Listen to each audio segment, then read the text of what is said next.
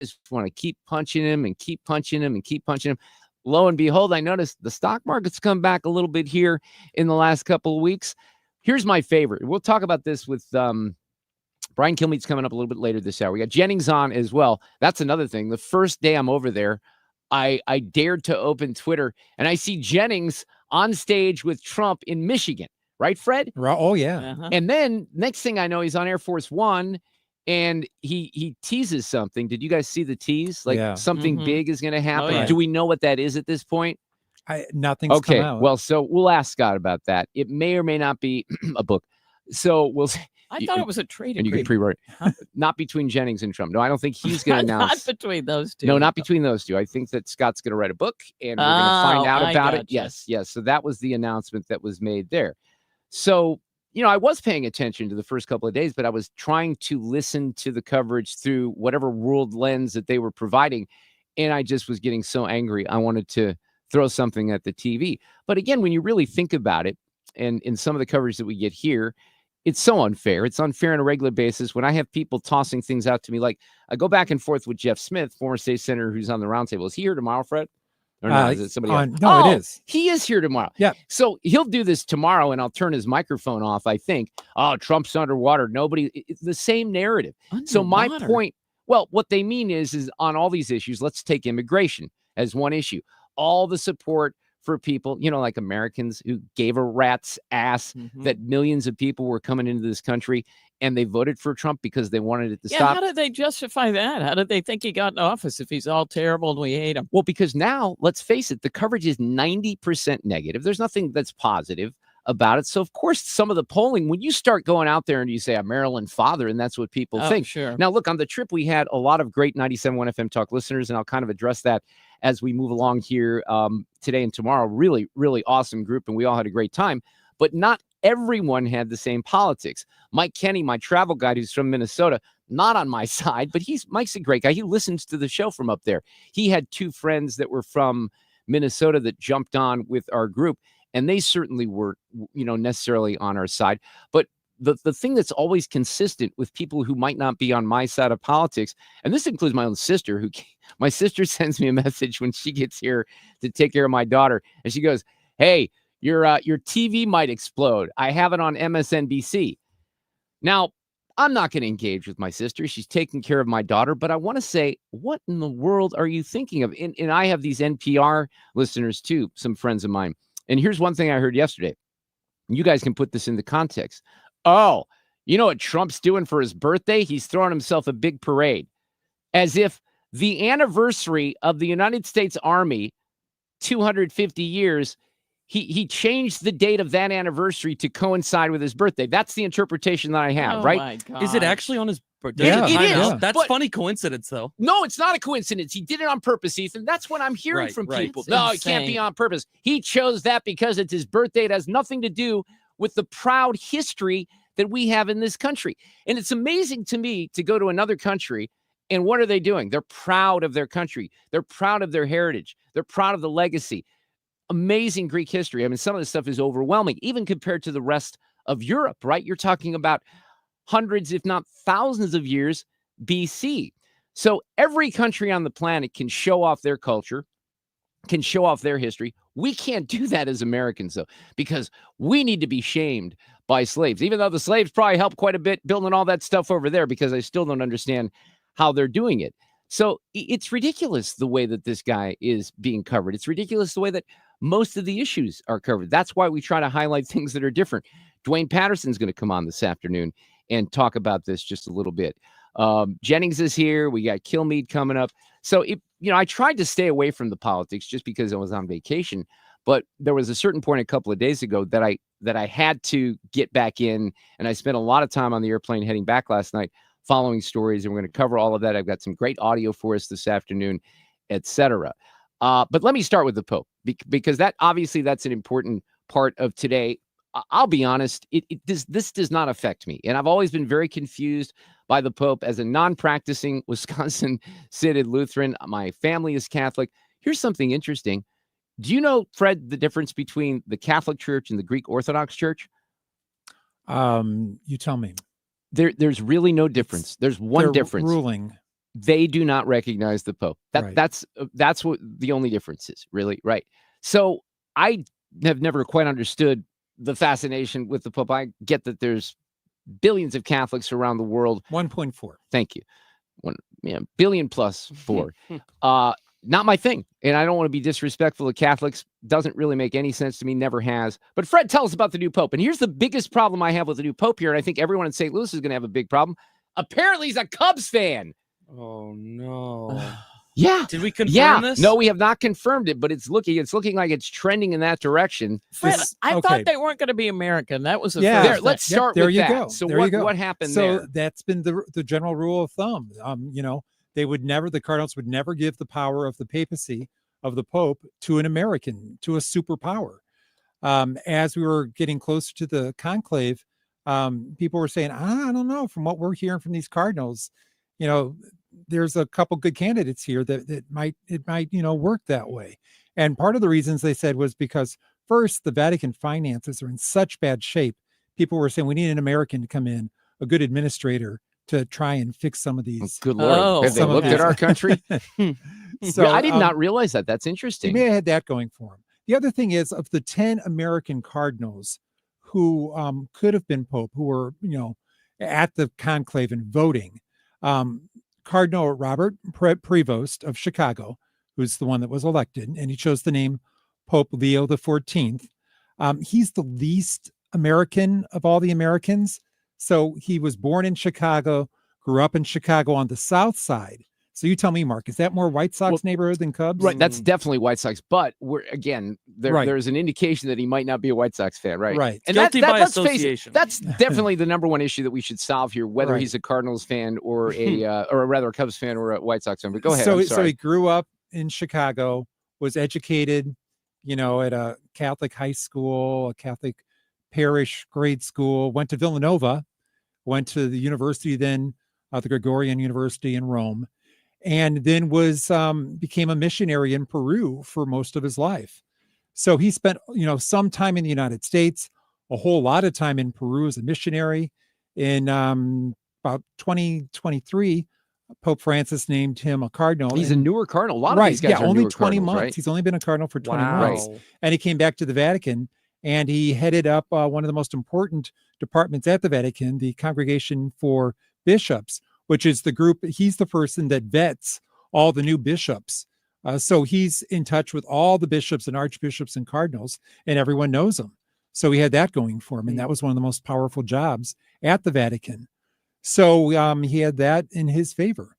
He was also seen as being kind of shy and not the most charismatic of people, but judging from his first comments from the papal balcony, he was smiling, he was comfortable, he wasn't nervous. He seemed to make a really good impression on everyone gathered at St. Peter's Square and everyone around the world that was watching. Did I hear that he didn't say anything in English? No, he didn't. He spoke in three What's languages. Up with that? He spoke in Italian, Latin, and Spanish. Why? That's Why? right. Why? If he's American, why wouldn't I was wondering you wouldn't the want to same do thing. that? Well, I would huh? think he wanted to appeal to everyone there, as opposed to just Americans, and come out sounding like an American Pope. What's the deal with the name? So you said his name is good Robert question. Prevost, but then he changed it to Every Leo Pope, XIV. and it hasn't always been this way. Maybe in the last 1,000 years or so, they've chosen different names. And I think part of it was, the first Pope to do that changed his name because his name was like Mercury. Real name was Mercury, and that was a pagan god or something like that. And so he didn't want to use that. Another one changed his name shortly after that because his name was Peter, and he didn't want to be like the first Pope, St. Peter. Right. So he took a different name. Gradually, everyone started. So for Became 1,000 years or tradition, so, it became tradition, Interesting. picking your own name.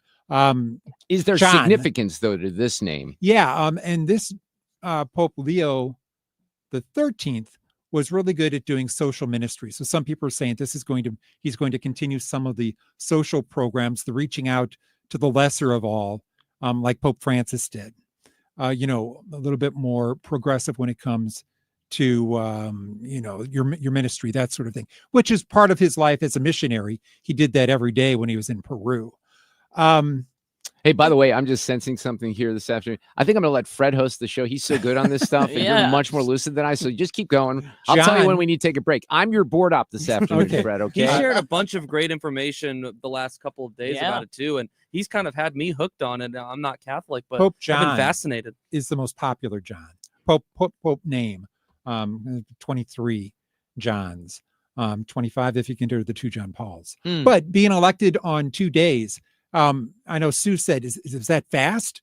And keep in mind, when Pope Francis was elected, it was on the 5th ballot on the 2nd day back in 2013. Okay. So it didn't take that long When then. Pope Benedict was elected in 2005, it was on the 4th ballot on the 2nd day. So we had a trend going there. When Pope John Paul II was elected, it was on the 3rd day on the 8th ballot. So it took a little bit longer for him. And the age is something to notice as well. He's in his 60s, right? He's 69. He's going to turn 70 in September. And you compare that to Pope Benedict was 78 when he was elected. Pope Francis was 76 when he was elected. So if you have a 69-year-old going on 70-year-old Pope, it means you're going to have a period of stability at the Vatican. You're not looking to have a different Pope in 5-10 years. It's going to be, hopefully In theory. right. a long time. Well, But not too long, they say, because you want a holy father and not an endless father or an eternal father. Interesting. Because you don't want it to go too long. All right, you know what I'm going to do here? I'm going to do something responsible. I'm going to take a break because we're getting a little long in the tooth here on the open. I do want to come back. We have Kilmeade scheduled for a little later this hour because I figured, I kind of sensed that maybe I need a little bit more time here in the open. So we'll take a break. Brian's going to join us for his weekly visit right around 3:45. We have Jennings in the next hour. We'll talk a little bit about what he might have been teasing with President Trump when he was on Air Force One. I think he sat down, he sat down with Elon, with Pete Hegseth, and some of the cabinet members as well. Steve Milloy, who is awesome on some climate change stuff. And I have to talk with Steve because you know what happened the first day that I was in Greece, don't you? Antarctica?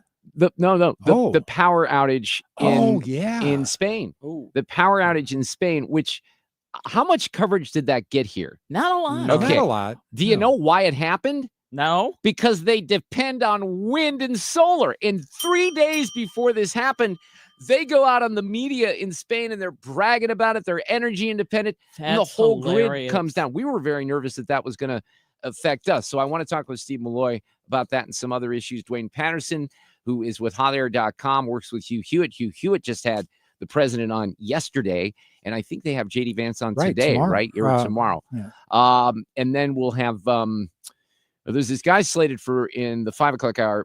I don't know how to pronounce his name. Fred Bodi. Oh yeah, Fred's going to join us to talk about the Pope. But as I said earlier, that's the easiest booking I've ever had. There you go. All right, we'll take a break. I have some more thoughts. We'll talk a little bit more about what happened to me in the last week. We're coming back in a moment. Kilmeade later this hour. Audio cut of the day. Boy, do I have choices for audio cut of the day coming up.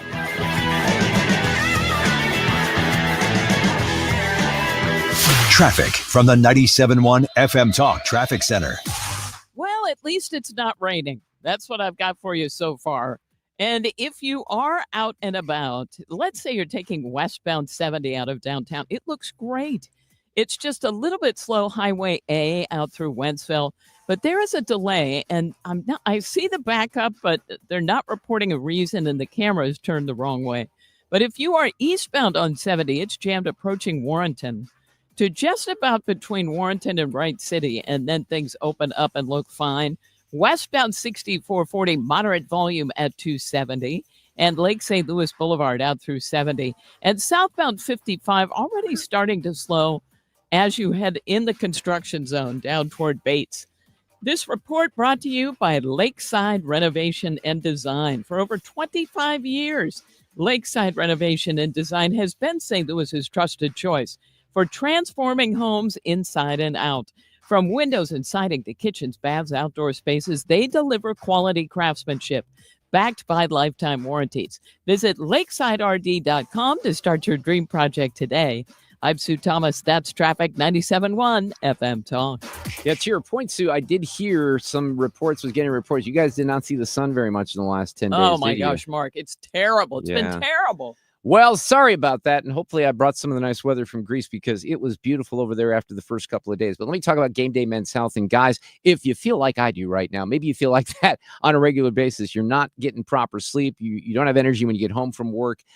Maybe there's some ED issues. No matter what it is, Game Day Men's Health can help you. They have 3 awesome locations. I love Matt Lawrence and his team out in Chesterfield. World-class office, great professionals, friendly and comfortable. And your first visit is free because they're offering you a free testosterone and PSA test. So all you have to do is make the appointment and go in to one of the 3 locations. They'll evaluate you. They get those, the test back very quickly, and they'll come up with a plan for you because there is no one size fits all. They'll offer a customized treatment plan. The other great thing about that is the pricing, very simple. You won't be confused by that. It includes all the medicines and supplies, including the follow-up visits. You can take the medicine at home. You can have them do the needle jab if you want. If you haven't checked it out, this is a great opportunity because it's a free testosterone and PSA test at Game Day Men's Health. 3 locations. I am a little partial to the one in Chesterfield because I know Matt and the team, but they're in Glen Carbon, Illinois, and in O'Fallon as well. Get back to the top of your game with Game Day Men's Health, GameDayMen'sHealth.com. Just a reminder to have your air conditioner checked for the summer so you don't have a mishap and it goes down in the hottest day of the year. But it's always best to have it done. Call us and we'll be more than happy to come out there and check it for you. And like always, if you're having your furnace checked by another company and you are told that this is the year you need to replace it, call me for a second opinion. The 0% interest is still available on most brands.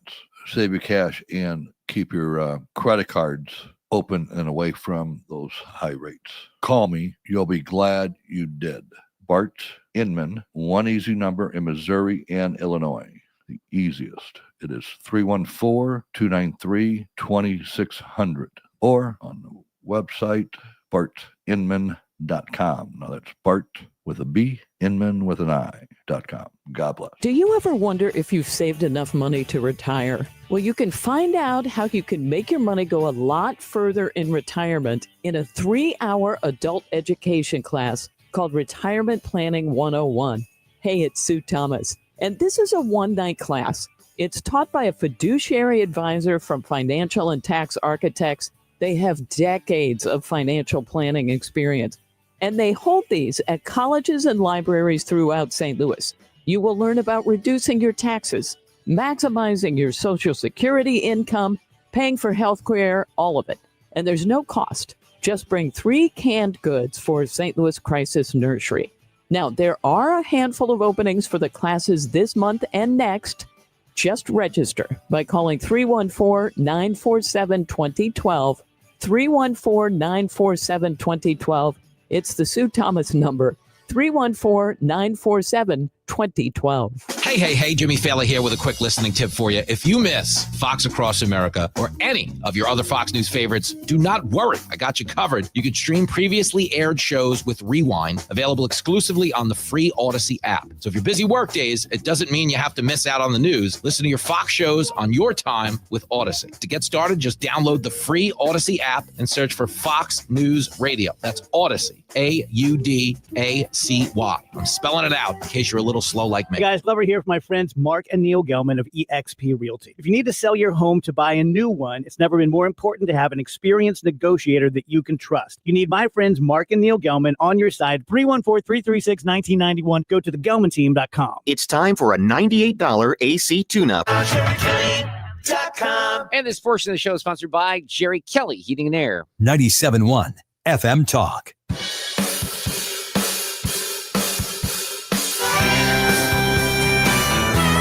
So it's very frustrating because I have all these things that I want to share. I even took notes about the trip, and I That's don't know. good. Yeah, it is good, but I don't know if I could collate my thoughts very properly. So some of this might have to be shared tomorrow. But you, when we left here 10 days ago, and then I get overseas, as I mentioned, that power outage was going on in Spain, and I do want to cover that just a little bit. I wanted Fred to come back in here because I wanted to mention some of the things from the trip as well. But here's what I would say. One thing about the choice of the Pope, and if you are a fan of movies, or if you're someone who thinks you're going to watch the movie Conclave, which was nominated for Best Picture, you turn down the radio for 30 seconds. Okay. Okay. What, you had a question about that? Well, I read a story today that I almost put in Sue's News, but didn't, that some of the new Cardinals were watching that as reference. Okay. I saw something like that too. And Is here's that where, real? Yeah, well, I don't know. We'll ask Fred if that's real. But here's what I'm going to tell people right now in case they maybe want to see that movie. Okay, I'm going to give you fair warning, blah, blah, blah. The question I was going to, here we go. The question I was going to ask Fred is, hey, are they deciding, spoiler alert, that's why I'm going to do a spoiler. Are they trying to decide whether the new Pope has ovaries? I've just got to Is that say, in the wow? I just have to say, Dude, this is how that movie ends. That was the biggest complete waste of flipping time that I've spent watching anything, perhaps in the last decade. I sat on the plane on Lufthansa, which, by the way, what a terrible aircraft I had. And I watched that movie. And, I think it was okay. And I'm watching the process. And the process that they represented in the movie of the conclave, I think was semi-accurate. But the ending and the way that they formed that story was utterly ridiculous. Do not waste your time. Okay, now you can turn the radio back up. Fair enough. Fred, so did you I see don't it? I don't know what was the He bigger saw it. I don't know what was the bigger shocker to me. The end of the conclave, the movie, or the end of this conclave when we have an American Pope. Well, there you go. Okay, Yeah. does he live here though? I thought he lived elsewhere. Who? The new Pope? Yeah. or where, He lives at the Vatican. He hasn't lived in the United States for a while. that's what Because it he is. spent most of his life in Peru as a missionary. Okay. So if he's So mostly, that's why he's the least American of the Americans. I gotcha. He was born and went to school here, but then spent a lot of time as a Peruvian missionary. Wait, but Like seriously, you you're do. saying he has lived in the Vatican? since he was appointed. Oh, So for 20 months or so. I didn't know that. He's a Vatican cardinal. Okay, So I got you. mostly he's a guy who lived in Peru, born and in raised Peru, here, right. and then And- lived in Peru and for he- most of his life, and then 20 months ago went to the Vatican. And he has dual citizenship with America and Peru. Oh, that's So he's probably- also a Peruvian they citizen. probably liked that. And So- he's head of the Latin American Bishops Committee. Okay, and we'll continue to talk about the Pope. We're going to get into the Pope stuff here in a second. I want to address a couple things though, just randomly, just because I know I'm going to probably bring them up with a couple of guests this afternoon. And this was one thing about you see all this history overseas, and I think Fred, I might want to spend some time with Mike Kenny tomorrow, who's my tour guide. He's all set. Because I think he will be able to refresh my memory. But here's one thing I do remember: we got delayed for 2 days in Athens because the winds were whipping 40 to 50 miles an hour. Is nuts. Yeah, and it would not have been safe. And we were on the top of some of these, mountains, and the wind was literally blowing you off the mountain. It was crazy. Wow. We were told that they closed the Acropolis and the Parthenon one day because it was too windy up there. But so we had extra time in Athens before we hit the cruise. And the reason I was kind of making fun of the French is because we were on a French cruise liner.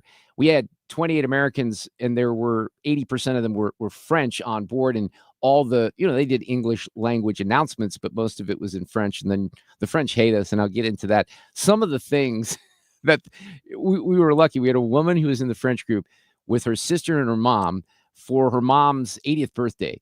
And Cece was this woman's name, and she lives in Florida, and she's an American. She actually married an American, and she's from Belgium, but she speaks French. So she was giving us all this stuff about the French people and how they were annoyed by us. And I'll get to that in a second. But this made an impression on me because we had just talked about Larry David in that ridiculous column that he wrote a couple of weeks ago when he was acting like Bill Maher, when Bill Maher went down to Mar-a-Lago, was Hitler. And he wrote it like My Dinner with the Fuhrer. Remember that, Sue? We mentioned that? Yep. So touring around Athens, I'm learning about the history. It's overwhelming. It really is. You get into World War II, and we were approaching this big wall. It was an apartment building, nothing fancy at all. And the tour guide points over there, and he sees, he says, all those marks on the wall over there, those are bullet holes. And he explained what the bullet holes, they weren't holes, if you will, indentations, right? But you could see all these marks on the wall, up and down this building. And I wish I could just tell you right now what building it was or where it was. I cannot do that. But here's what I do know is, and this is, established history, when the Nazis, if someone took out someone who was in the military, they would shoot 10 civilians. They'd line them up and they just shoot them. Good grief. So the bullet marks that were on this building were from when that happened, when they just completely assassinated Greek people because they were trying to fight for their freedom and not be taken over by the Germans. So I think it's important to kind of think about stuff like that before you make Nazi comparisons kidding. and all this other ridiculous stuff, because it's completely embarrassing when you think about it. So that was one thing I want to mention, just because I think I'm going to bring it up here this afternoon. And it was stark when you think about that. But let me get to some St. Louis stuff here, because did you see what Tish said today? No. Oh my God. So I didn't have all the time that I usually have with no. the prep, but here's the story that's in the local paper. Here's another thing about the local paper. And I asked Fred today, Sue, do you subscribe at all? I do online. Did you get the notification of the increase? I did. And then I put it on my calendar to cancel. And then when you call to cancel, sometimes they give you a better deal. Heads up. Well, sometimes they better because I'm canceling right away. They're charging me more for the St. Louis Post-Dispatch, which is a complete piece of you-know-what newspaper. Yeah. It's terrible. And the only reason that I get it is because I'm a talk show host in our city. I like some of the sports coverage. Truth be told, the only person I think I like is Derek Gould. I don't think I like any of the rest of them, but I do want to see the Cardinals coverage. I want to see the Blues coverage. They're raising the subscription, the monthly price, to $38 a month. I am out. Are you kidding me for that piece of crap? Mark. So there's no way. So, ladies and gentlemen, I don't know if this is going to bother you moving forward, but I'm going to be talking about a few fewer things in the city of St. Louis that, let's face it, we don't really care about anyway, because I can't access that paper. There's not a chance in hell that I'm going to pay $38 a month for that rag. No, I'm not either. Here's the problem. Sometimes print, and I know it's the Post-Dispatch, is the best form of actual investigative journalism, and they have time to talk about it and dig in, and I hate to see a medium, whatever it is, give up the ghost. That must be why they're trying to charge more, but I can't pay $38 a month for that. It's ridiculous. Fred, can you tell, I need to have a number written on the board for Ethan because I don't want to go too long here. So I'm going to need that. But here's the story when I was popping around right before the show. The headline is ex-St. Louis Mayor Tashara Jones blasts voters for turning on black women. Oh, yeah, that's what it was. Oh, my God. Are you kidding me? Former Mayor Tashara Jones, after a big re-election loss last month, is calling out city voters, that's you, Sue. Yeah, it is me. For turning their backs on black women in power.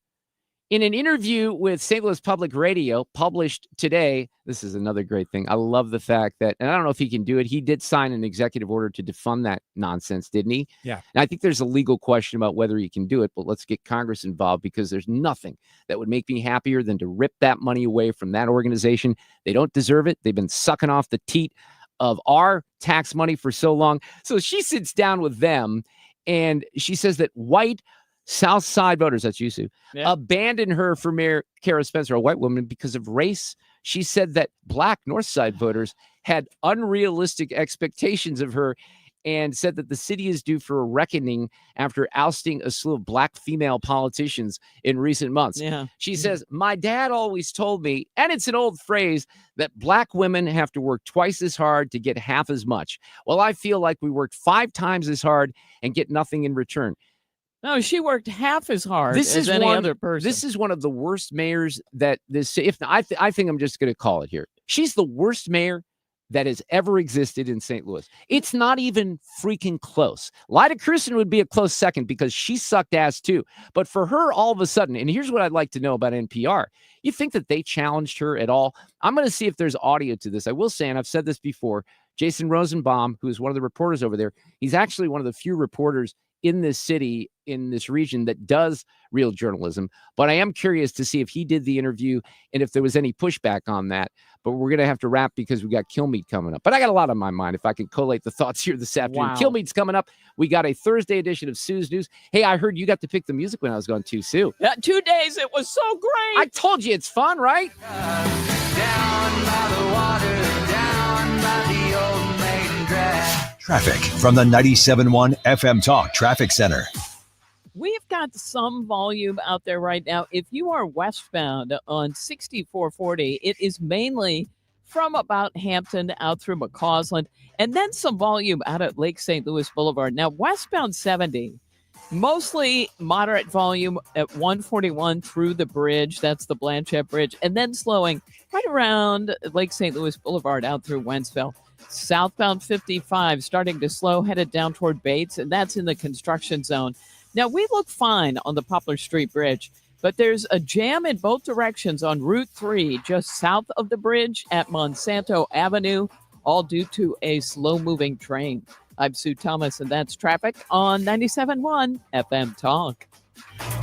Is thin hair or receding hairline making you Self-conscious? Stop feeling embarrassed about thinning hair and start looking and feeling your best with Hair Grow by New Nordic. Available online at Amazon, Walmart.com, and NewNordicUSA.com, or in stores at your local CVS. I'm already punching the buttons wrong. Can you hear me right there? I apologize for that. I'm going to get my brain straight here. I want to talk about New Perspective Senior Living in Weldon Spring. It's a great facility. They've been open for 6 months now. They'd love to have you out for a tour if you're looking for a great facility for independent assisted living.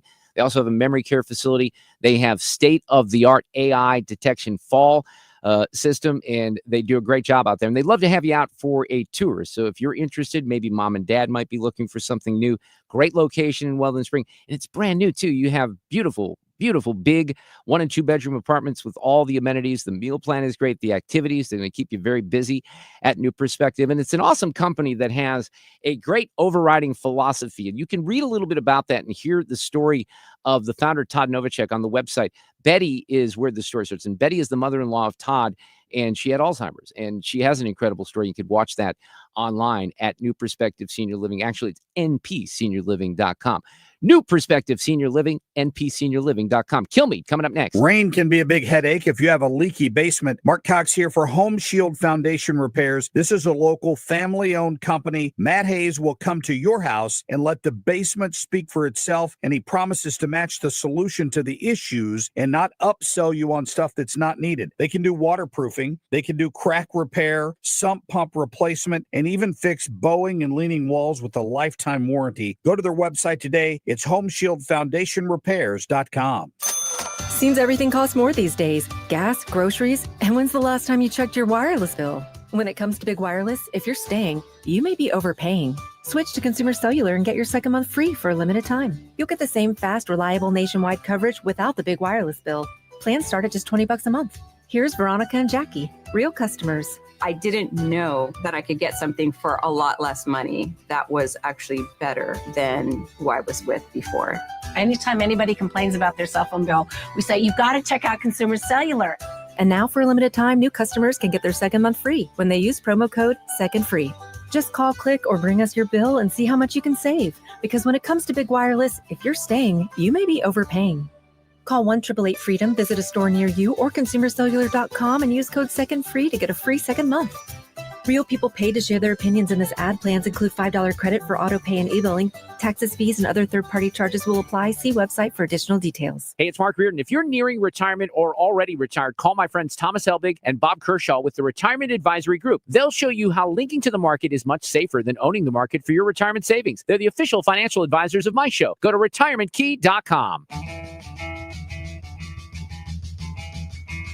All right, Thursday afternoon on the Mark Reardon Show with, this is weird.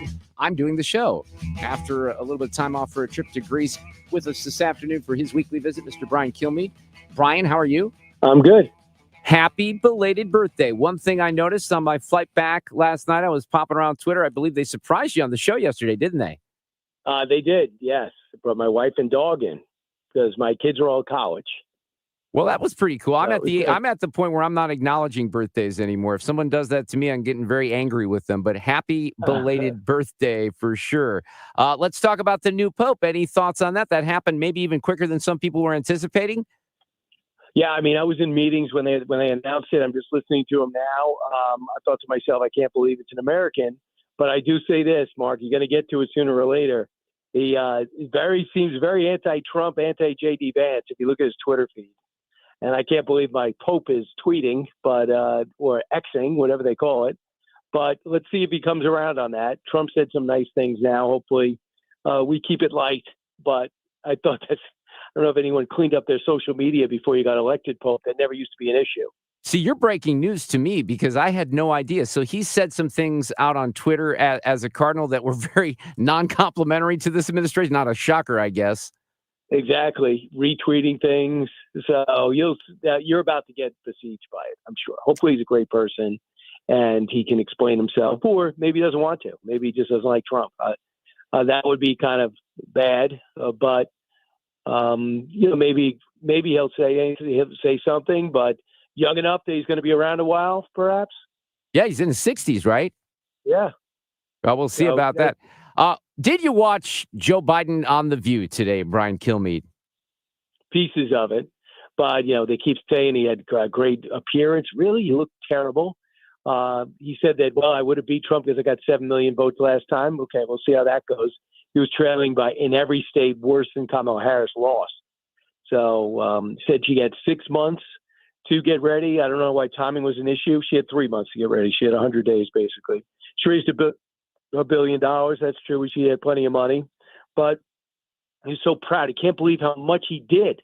That's his biggest surprise. It came up so fast, re-election. To have a chance to really think about it. So, I'm listening to Mark Halperin this morning, and he said part of it is they're out of money. They're out of revenue streams. Nobody really wants to publish his book. Nobody's definitely going to build his library.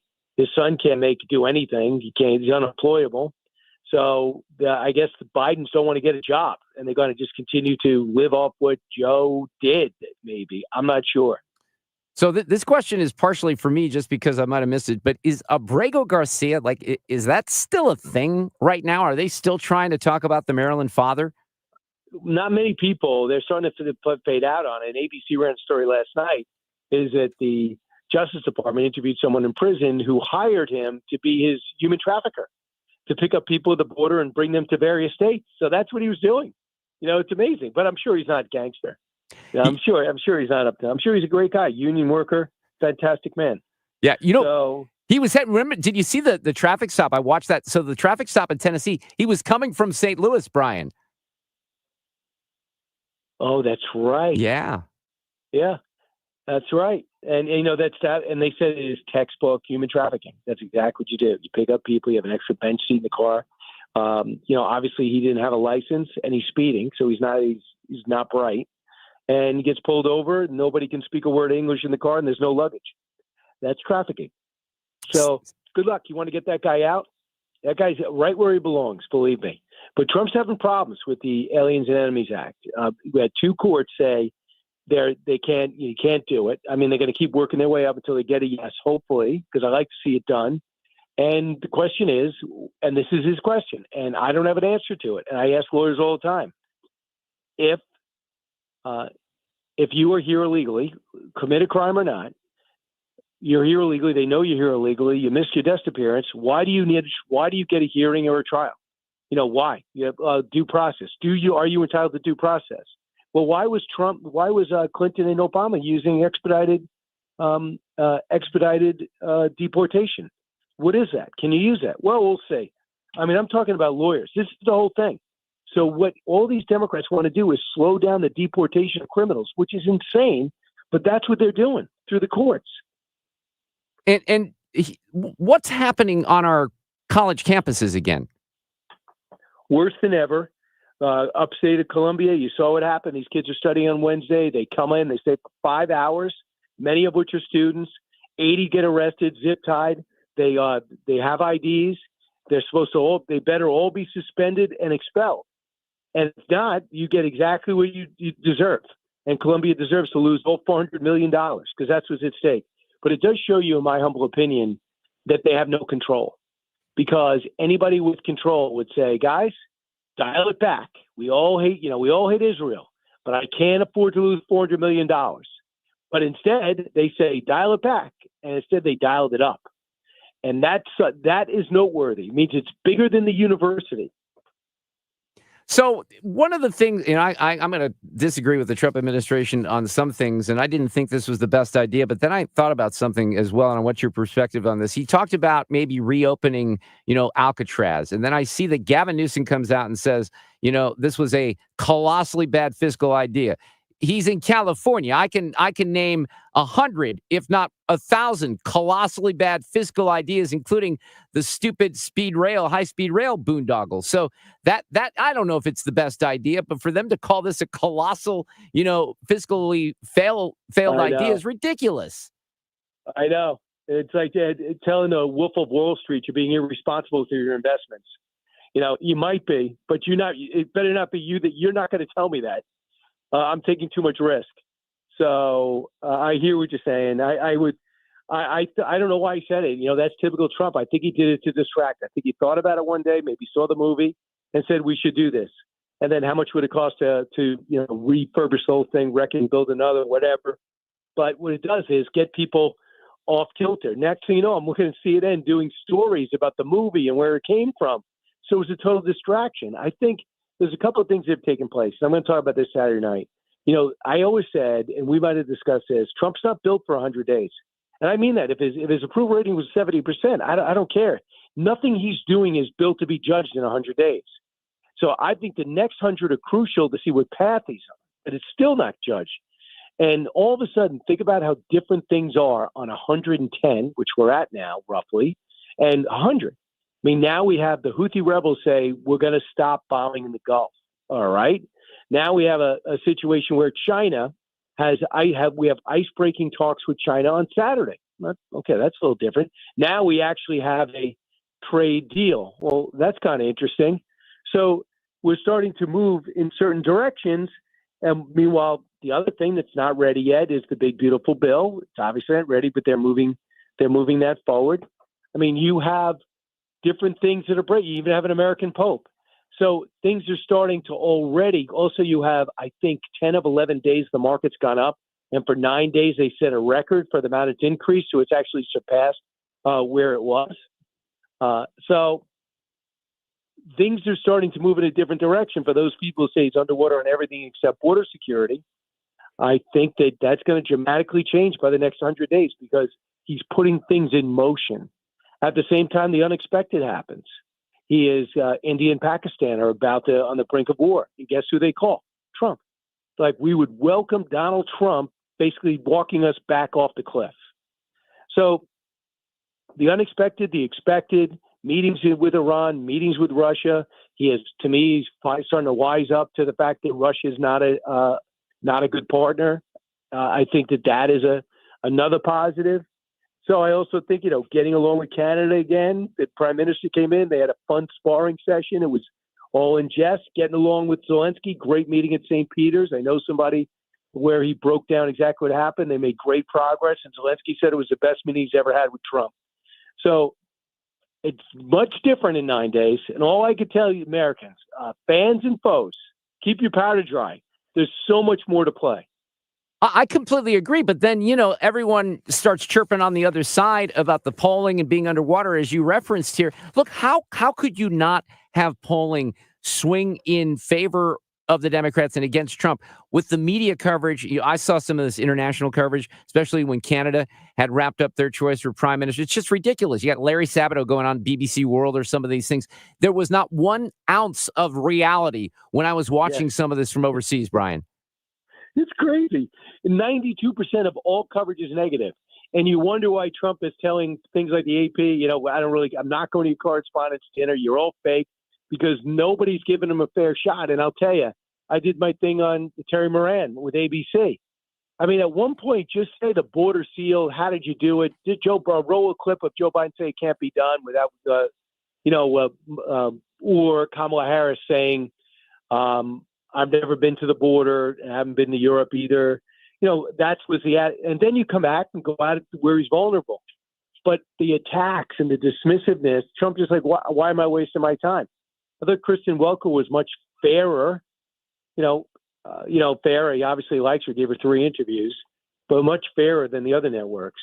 But, most of the coverage is negative. That's why I hate to say it.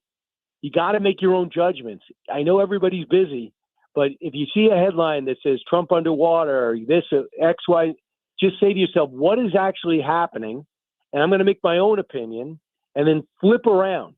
Don't just stay on one channel, including mine. Oh, I completely agree. And here's an example. So as I'm getting back, I'm proudly reading about how we're going to, spend a little money maybe on celebrating the anniversary of the Army. And then all of a sudden, the focus isn't that. I'm very happy about him being in office just for the sesquicentennial next year. And I think we talked about that. But the focus is, he's doing it for his birthday. He's only doing it for his birthday. He must have changed his birthday to coincide with the anniversary of the Army, or one of those had to be changed, right? Because there's no possibility that could be just a coincidence. It's incredible. And now everybody was so upset about Doge and cuts. Now they're saying, "Wow, why are we spending on a parade?" Look, personally, I don't really need a parade, but I do want special celebrations for year 250. Absolutely. And if it makes people feel better about joining and signing up and helps recruiting, that is a bigger picture, which I feel you impress a 70-year-old who looks up and sees the tanks and sees the personnel carriers and sees men and women in uniform, and they're inspired to join because of what they saw, what they see in the movies, what they see in person, what's covered on TV. It becomes cool. And that's part of the reason why, Pete, I think, is a good symbol. Being in the military is cool again. Military people are signing up again. The wars have calmed down. I think that helps. But I also think that things like those parades and shows also help. I'm with you as well. All right, you mentioned the weekend show. Anything else cooking for this weekend? Yeah, I got Stephen Miller's going to be my lead guest. I'm going to go over to Charlie Kirk. I'm going to talk to Douglas Murray. I'm going to have Zarna Garg, this Indian comedian, which is a fantastic origin story, and Emily Austin. Will do the media matters the media moments that matter. So we're ready to go. I wish the show could start now. I know it seems like one of those weeks for sure. Kilmeade, thank you so much. Have a great week and enjoy the show this weekend. Welcome back, Mark. Thanks. Hey, and I have kind of Miss Sue's News myself, and a Sue's News for Thursday is coming up after Fox News. Kickstart the golden generation. Traffic from the 97.1 FM Talk Traffic Center. We've got a serious jam eastbound 70 east of Warrenton, between Warrenton and Wright City. And I can't see what the problem is, but I see the jam that goes back through Warrenton. Also a slow go is eastbound traffic as you head on the Poplar Street Bridge into Illinois. Southbound 55 slowing at Bates. Southbound 270. There was an accident just there approaching 55. It started in the middle lanes. Traffic is slow through there as well. Westbound 70 looks pretty good as you head on out toward Wentzville. I'm Sue Thomas with traffic on 97.1 FM Talk. This report is sponsored by McKelvey Homes. Hi, I'm Jim Brennan at McKelvey Homes. Have you always wished for a brand new home in an established neighborhood? Select one of our move-in ready custom homes throughout St. Louis, or we will build on your lot. Visit McKelveyhomes.com and move up to McKelvey. The Diamond Shop graduation sale. All watches are 20% off, even Movado. Men's jewelry is 40% off. 40% off Pirelli G and gold fashion jewelry. Everything else is 30% off. The Diamond Shop. If you're trying to sell a home, there's only one agent in town that I trust, Mark and Neil Gelman of eXp Realty. My friends Mark and Neil have the best system to connect you to the best qualified buyers, getting your home sold fast and for top dollar. 314-336-1991. Go to thegelmanteam.com. The Biz Dash returns as St. Louis's healthiest happy hour. Combining fitness and fun, it's a perfect team bonding activity for any size business. All levels of runners and walkers are welcome. Join us this spring at Energizer Park, home of St. Louis City SC, for the 10th year of the Biz Dash, the ultimate office party and kickoff to summer. Thursday, May 22nd at Energizer Park in downtown St. Louis. Create your company team today at stlbizdash.com. Hey, how about the Cardinals since I've been gone? We'll talk about that. We got Sue's News coming up. KFTK FM Florissant from the Kaufman Townsley St. Louis's Injury Lawyers Studio. Call 314-500-5000. That's 314-500-5000. All on the free Odyssey app. A surprise from the conclave. Lisa Brady, Fox News. An American cardinal chosen as pope for the first time. And at 69, Pope Leo XIV could lead the Roman Catholic Church for many years. Today, calling for building bridges. Per essere un solo popolo, so that we can all be in pace. One people, all in peace. Pope Francis had put him in charge of the Vatican's Office of Bishops. Robert Prevost was born in Chicago in 1995, but spent much of his career in Peru. Father Thomas Rees says as Cardinal Prevost, the Pope already held powerful roles in the Vatican. All of the cardinals know him.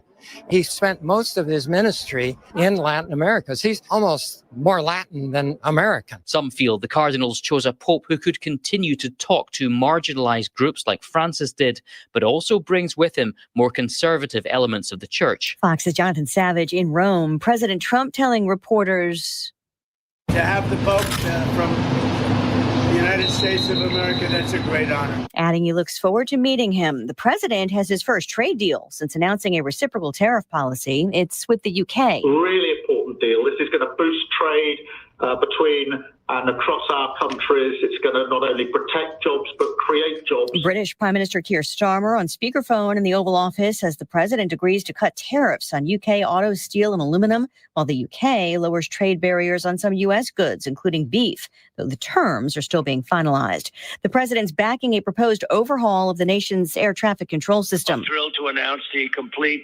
rebuilding and modernization of America's air traffic control system. And that's what we're doing, and we're going to make it the best. It's not clear yet, though, how much it would cost. The plan includes replacing hundreds of radars plus new technology at thousands of locations.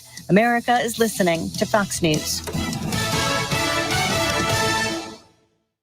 Wesley Financial Group is not a law firm. They told us nothing but lies. These timeshare thieves out there are terrible. They bullied us. Our timeshare is all a scam. They stole from us. They were thieves. I was completely taken advantage of. Hello, I'm Chuck McDowell, founder and CEO of Wesley Financial Group, and I know the tough spot you're in. Are you asking yourself, why did I buy that timeshare? I'll tell you why, because that presentation wasn't a normal sales pitch. It was a show to convince you that timeshare is a great investment. They told you it was available today and today only. They said you're foolish if you don't buy, and unfortunately, you believed them. We get over 3,000 complaints a week from folks just like you that were misled into buying a timeshare. Give us a call. I guarantee if we take you as a client, we will cancel your timeshare or you'll pay nothing. Call now for your free information kit. 800-881-4242. 800-881-4242. 800-881-4242.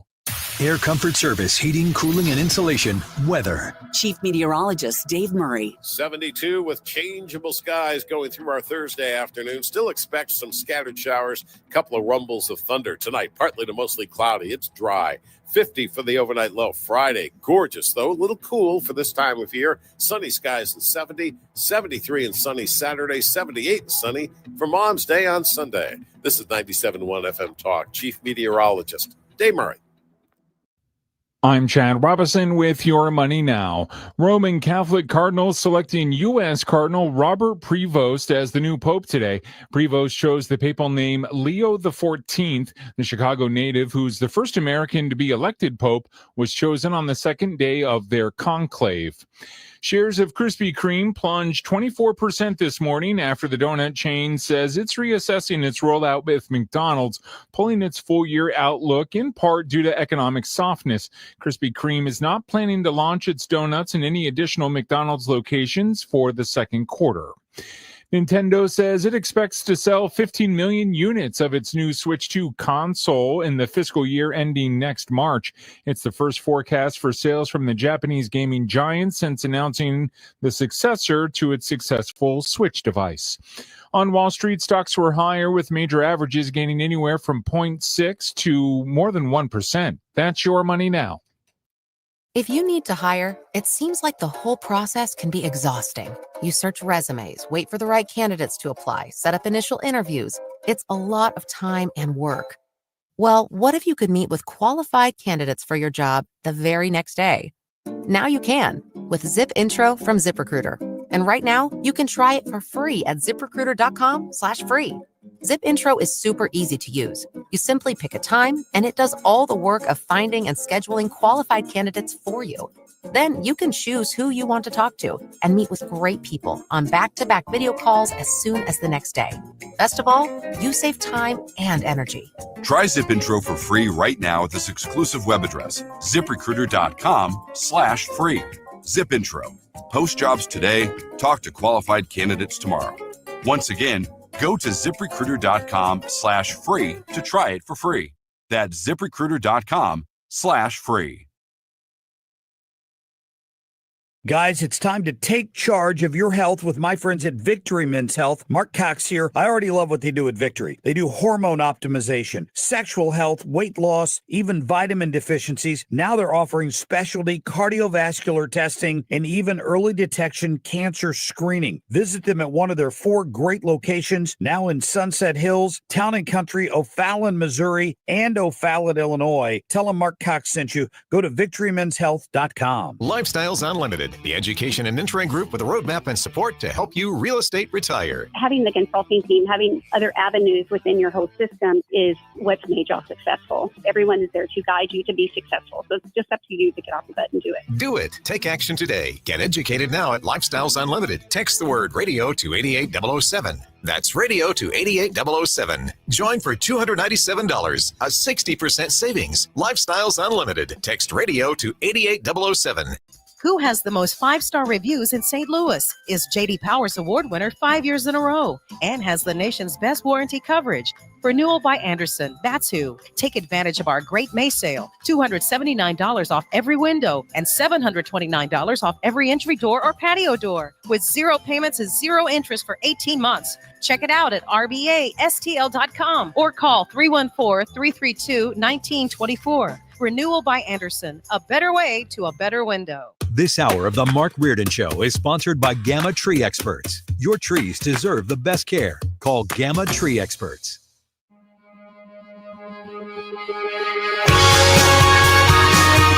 You're listening to the Mark Reardon Show on 97.1 FM Talk.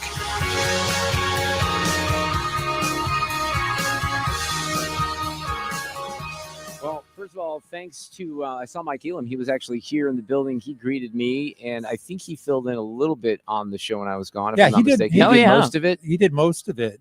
And Brad Young did some of the days as well. Well, I appreciate that. And we're back here, though, full force, at least for the time being. We have Sue's News coming up here on a Thursday. I did want to talk about the trip just a little bit because I mentioned some things in the last hour, and I had a great group of listeners who were with me. I made it very clear to the listeners a couple of nights ago on the farewell dinner that they're all now going to be talked about, and their lives are going to be exposed here on the radio, just like mine is. Did they pick out our gifts with you? They did.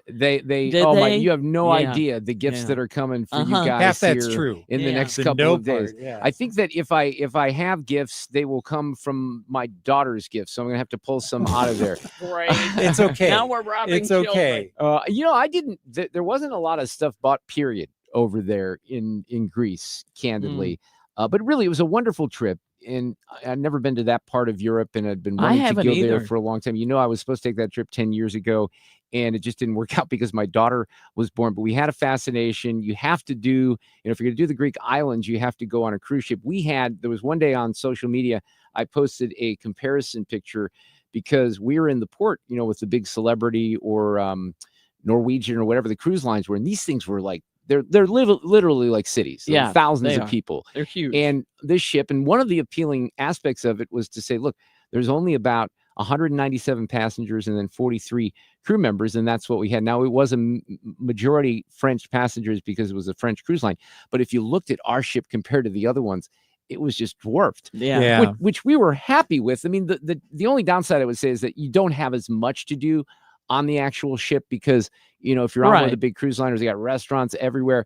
But we rolled with it. I cannot thank the group of listeners who are with me enough because, by the way, I've only had like 4 of these since I've been back. So you got a lot of catching up to do. Oh, boy. Let me do the Diet Coke.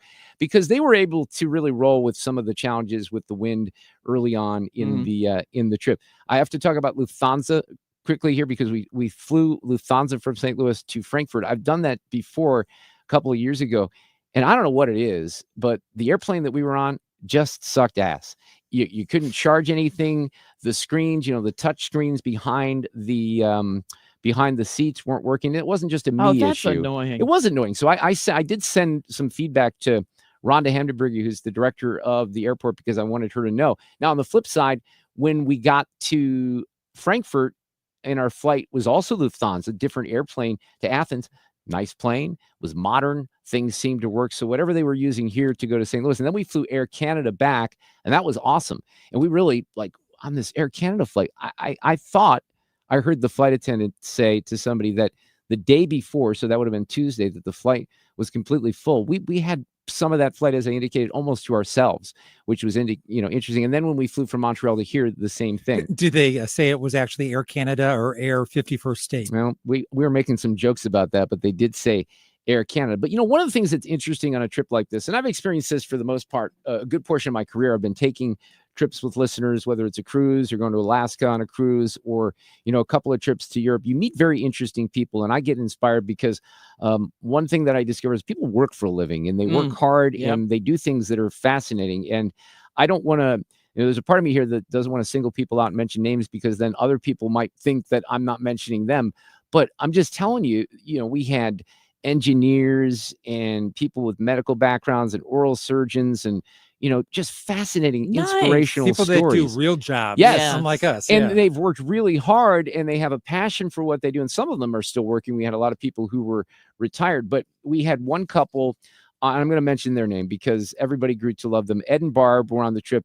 And this is fascinating. So they were celebrating their 50th wedding anniversary. Wow. The anniversary was in February on Valentine's Day.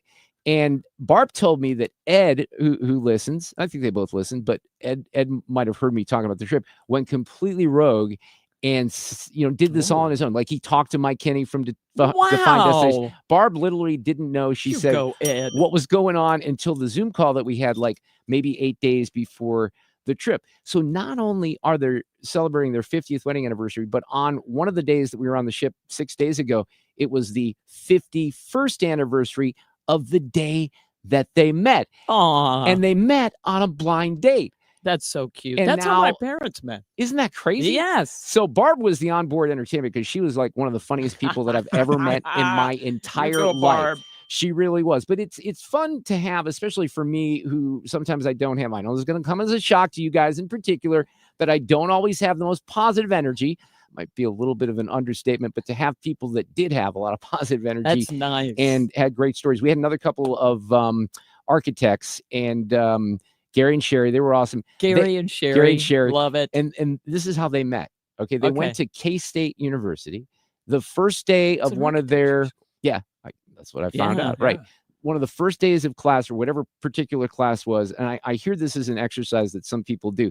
They were told to, without looking at the paper, just looking at the other person, staring at them, draw that person. So Sue, if I was drawing you, now if I was doing it, you'd be like a stick figure and I'd put a little hair on there. But these were people who had skills. But that's how they met. They had never met before and they're staring at each other and in this class. Drawings. That's so I thought that was cool. But and again, for those of you who I'm not mentioning the names, everybody was really, really awesome. Larry, I know you're listening right now. Larry's someone who invited me to go golf at St. Albans a couple of years ago. We became friends. He had a couple extra couples that were on the trip. So the listeners were amazing. One consistent theme of the listeners. I have to tell you this. They love Sue Thomas and they love Sue's news. And I think the biggest complaint that I had on the entire trip is where the hell is Sue?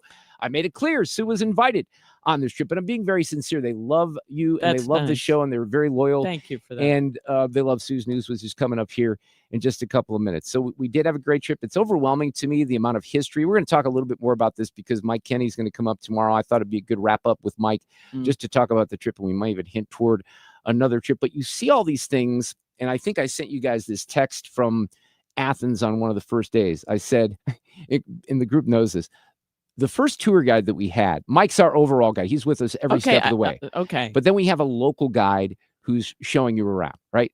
So we go up to some of the spots. We went to this little town called Naplio, which was pretty far away from Athens, maybe 2 hours, but it was unbelievable. Wow. But the tour guide that we had, and I think we called her Ivanka. I'm pretty sure that wasn't her name, but we all decided to call her Ivanka. We really couldn't understand a word she was saying. So there was a point where, and that might be a slight exaggeration, but there was a point where like, man, we seem to be learning a lot here about history. And I know that this stuff is really interesting. I can't really tell you what it is, but I know it was old.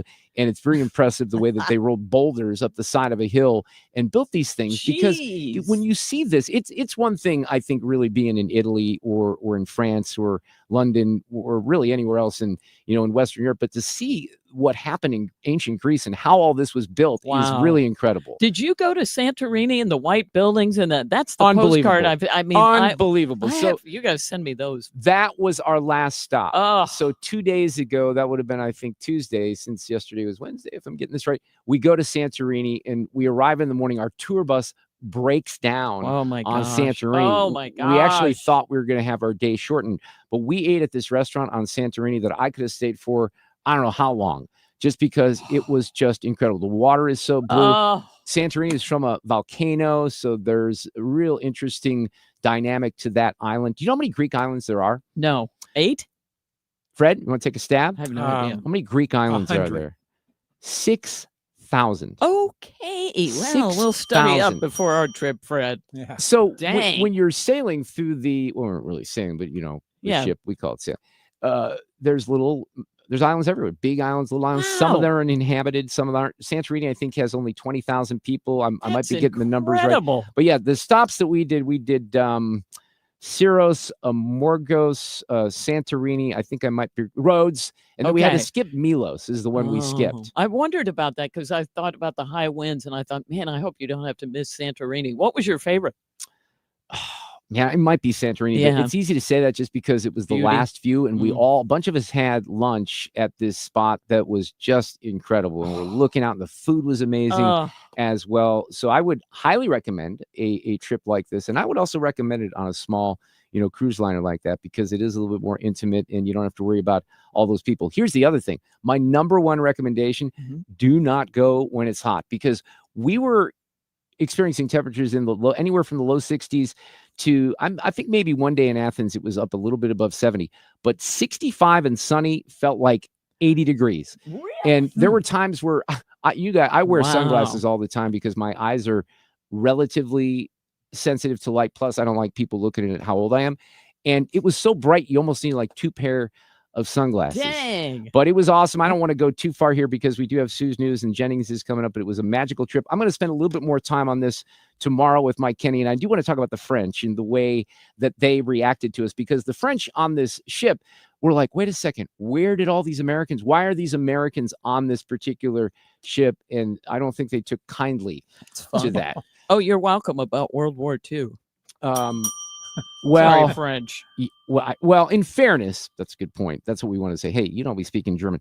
In fairness to the French, they did save our ass in the Revolutionary War. Yes, So they did. There's a little All quid right, pro we're quo tied. on that. Let's do this afternoon. These allegations are deeply concerning. Does the president have any comment? We're not going to comment. It's not clear messaging. No. And now, Sue's News. Brought to you by Sue.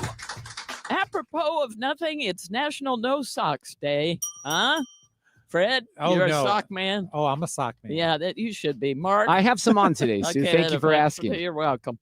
On this day in history, 139 years ago, in 1886, I have several Mark-centric stories today. This is one of them, and it just happens to be today. Dr. John Pemberton came up with the secret formula for Coca-Cola syrup. Now, I realize he drinks diet, but we have to start somewhere. For Coca-Cola syrup. Now, it's 1886, and he's cooking over a fire in his backyard. That's how he comes up with the right combination. And at first, he combined it with just still water, like water out of a well, no fizz. But a drugstore clerk used carbonated water, and that's how Coke was born. And now, today, 38 million gallons are consumed every day of some Coke product, whether it's Diet Coke, regular Coke, Coke Zero, all the stuff, all the things. So, I've made this clear, and anyone who's traveled might know this, but if you go to Mexico, and maybe not Canada, I'll circle back to that, but they don't have Diet Coke like we do here. They have Coca-Cola Light and they have Coke Zero. So the formula is different. So, man, when I got on that Air Canada flight last night, the first thing I asked him was, do you have real Diet Coke? And she said, yes. And I got my first Diet Coke in like 9 days, and it was just glorious. Does it taste slightly off? What's the difference? If the Coca-Cola Light, remember. It tastes more like Coke Zero. Oh, okay. So it's too sweet for me. Yeah, it's not. Well, that's true. Fred, you like the Zero. Oh, yeah, I like the Zero. Okay, well, Coke is the most understood word in the world. And of course, it was President Trump who even had a button on his desk he could push whenever he wanted the butler to bring him one. He's Mark's idol for that. There was someone recently telling the story. Am I imagining this? That was talking about the first time they were in the Oval Office, and President Trump said, "Do you guys remember this?" Said, is that the button for the suitcase? Is that going to?" And the president says, "Well, go ahead and try it." The guy's like, "What? What do you? No, go ahead and press it." Well, it was the Diet Coke button. I told you that I showed a house one time where they had one hooked up right by the sink. It was a Diet Coke. That. You can do that at home, people. I don't recommend it. Mark, it was Nick Saban sharing the story at the That's Alabama right. commencement. That's where what it one was. of his captains that it was the first president that let them into the Oval Office, and one of the captains, Of the football Rashawn team. Yeah. Evans, he asked it, and he thought it was the code, the nuclear code. And Trump's like, yeah, go ahead, see what He's like, happens. and he had to be talked into it, and then he finally pressed it, and the lady came in. That With the code. is Right. awesome. 55 years ago today, in 1970, the Beatles released an album with this song on it. Or wait, the Sorry. host isn't ready. Why don't you do that intro again? Yeah. This year, on this day in history, 55 years ago in 1970, the Beatles released the Let It Be in the UK. Oh, yeah. Jojo was a man who thought he was a loner, but he knew he couldn't. Ah, yes. I love that song. Of course, that is Get Back. And also on the album Long and Winding Road. I thought about putting that in there, but it starts immediately and it's not uplifting. I like your choice here. Right? And then Let It Be as well. That was 55 years ago today. Of course, you can remember them on the roof of the building. Do you think it's just because it's by the Beatles, or just if you would hear that, when you hear that, you just think that's a hit? I Is it know. because it's the Beatles it's a hit? That's a good or question. is it just a great song? I don't know. Both. You're right. Because, I mean, all those, think about the amount of great songs and the songs that we know just from those first couple of beats. Right. Yeah. It's awesome. Oh, we have more information. We talked about this yesterday, Mark. There was a guy who crashed through Jennifer Aniston's gate with his car. He just blew through, and her security had to run out at gunpoint, get him out of the car, hold him at gunpoint until the police arrived. And the first round of the story said that this guy was in his 70s. So we're all like, what? How can that? Yeah, well, you think it's a medical problem. Exactly. We thought it must be a medical problem. Nope. Guess what? He was reportedly obsessed with her, and he was 48 years old. So they got the age wrong. He had been sending her unwanted social media messages, voicemails, and emails for a few years. His name is Jimmy Wayne Carwile from Mississippi, and he faces charges of felony stalking and vandalism. But I wanted to clarify that because we all thought, what? He's in his... No, he's not in his 70s. He's 48 and a crazy guy stalker from down south. There's a story out today, by the way, that Michael J. Fox is releasing a memoir about the time he was filming Back to the Future and doing Family Ties at the same time. The book is going to be called Future Boy. It's the 40th anniversary of Back to the Future this year, and they're going to publish it on October 14th.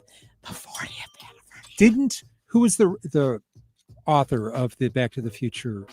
This would be a day, Fred, Zemeckis? that I cannot. No. Oh, it was no, okay. that wrote it with Bob Zemeckis. Yeah, he was here. we He had stood him, here, yeah. and he Right. told the Michael J. Fox story Oh, I about can't how think of when it. they Will you were look he was that doing up? both, and they could only use him to tape the movie at night. That's right. Because they didn't want him to miss Family Ties during the day. God, that was so they the had to shoot all coolest the scenes interview. at night. Yeah, that was really This cool. is really bothering you. 'cause- Okay, are you going to look that up? Yeah. 'Cause Because I'm he was gonna awesome when he delve. came to Yeah. the studio, remember? And then we had the He was so cool. He was here for like Bob Gale. That's Bob it. Gale. Maybe we Thank should you, try to Bob. get him on if it's For the 40th? the Yeah, that'd be good. anniversary. Yeah. He was a great interview, and He then he really came in. I was. even talked to him that night at the Fox as well, so he might be willing. That's awesome. All right, I've got more that I'll do tomorrow that is Mark-centric because it is late. We will close then with today's random fact. I have so many of these, Fred. How about this one? Okay. In the novel Forrest Gump, Forrest is 6'6", 242.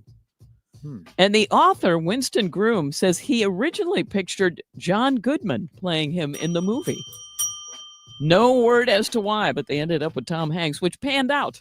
I would say so. So that's it for Sue's News. Oh, wait, is that it? Yeah. Man, that went Well, by I could go- fast. well, it's 'cause that it's- just went by fast because I'm not used to it, I think. 4:25. I could keep going. No, that's okay. All right. That is okay. We'll take a break. We got Scott Jennings coming up here anyway in just a moment on 97.1 FM Talk. Hang in there.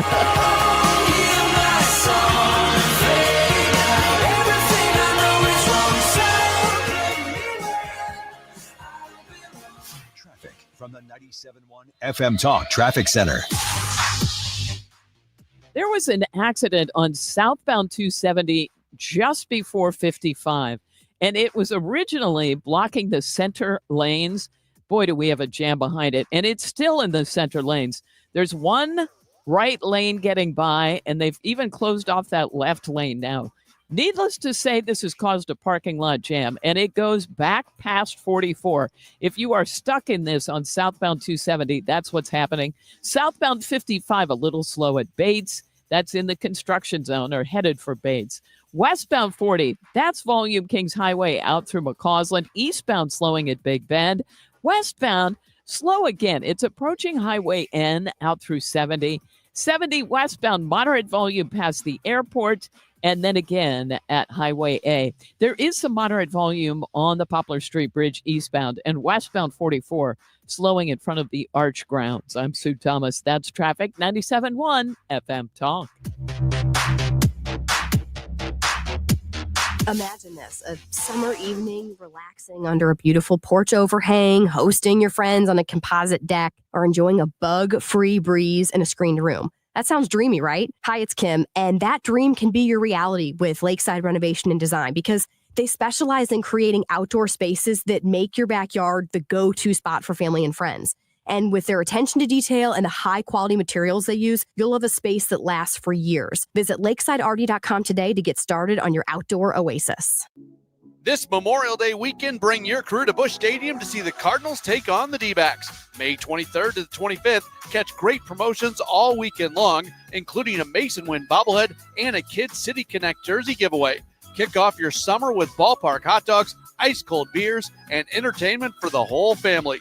Tickets are available at Cardinals.com. This is how summer is meant to be. See you at the ballpark. This is Alec Burleson, St. Louis Cardinals, for the Lou.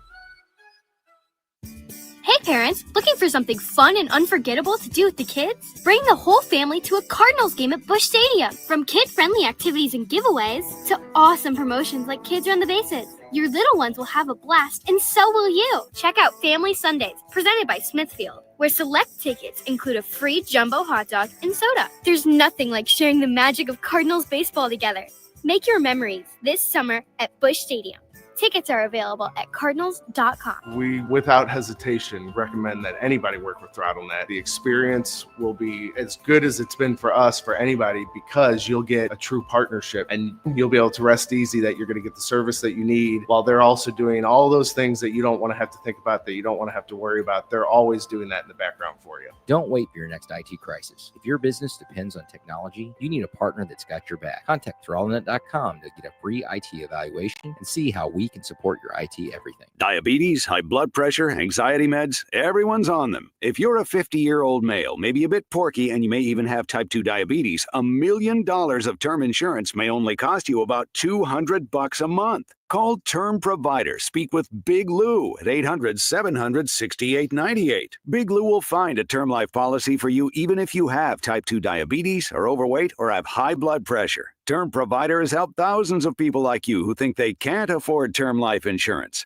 To buy $1 million of affordable term life for you, all you need to do is call Big Lou at 800-700-6898. Lou will make sure the scales are tipped in your favor. Call 800-700-6898. Big Lou will answer your call and work to fit you into a term life policy that you can afford. Remember, Big Lou's like you. He's on meds too. Call 800-700-6898, 800-700-6898, or biglou.com. Cardinals fans, there are more ways this season to watch your Cardinals on FanDuel Sports Network. For the first time, you can subscribe directly to FanDuel Sports Network and stream the Cardinals without blackouts. Monthly, seasonal, and annual packages available. Also new this season, you can stream FanDuel Sports Network through Amazon Prime Video with an add-on subscription. As always, you can watch FanDuel Sports Network through TV providers including DirecTV, Spectrum, Xfinity, Fubo, and more. Visit Cardinals.com/TV to learn more. It's time for a $98 AC tune-up.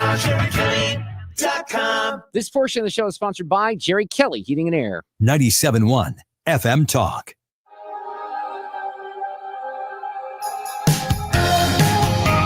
So at the beginning of the trip, I really didn't pay a lot of attention to the news, but I popped on Twitter every once in a while. And one of the things I saw first and foremost was Donald Trump with my friend Scott Jennings. Michigan.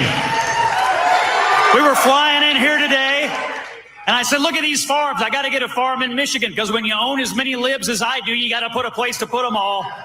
Thank you all very much. And then he teased something as well. We're going to get to all that. He is a regular, of course, on this show and has been for a long time. He's become very tight with this administration. Jennings, welcome back. How are you this afternoon? I'm doing terrific, man. What a news day. It's incredible out here. Well, it is a big news day, and it's hard for me to kind of, catch up just because I just got back last night from this trip to Greece. But before we get to the news day today, can I take you back to like the weekend before when all of a sudden I finally emerged from a couple of days and I see that you're on stage with Trump in Michigan last week.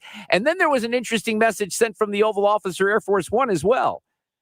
Yeah, I traveled with the president to Michigan. We spent day 100 of his new administration together. And look, just to be honest with you, I'm working on a little project, and it'll be announced soon, and you'll be able to pre-order it soon. Hint, hint. But I'm grateful to the president. He gave me a lot of time, and I've enjoyed getting to know him more. I'd never met him, truthfully, until February of this year when I first met him in the Oval Office, and it's been an interesting few months. So I think I know the hint, but we just can't officially say anything about what's coming.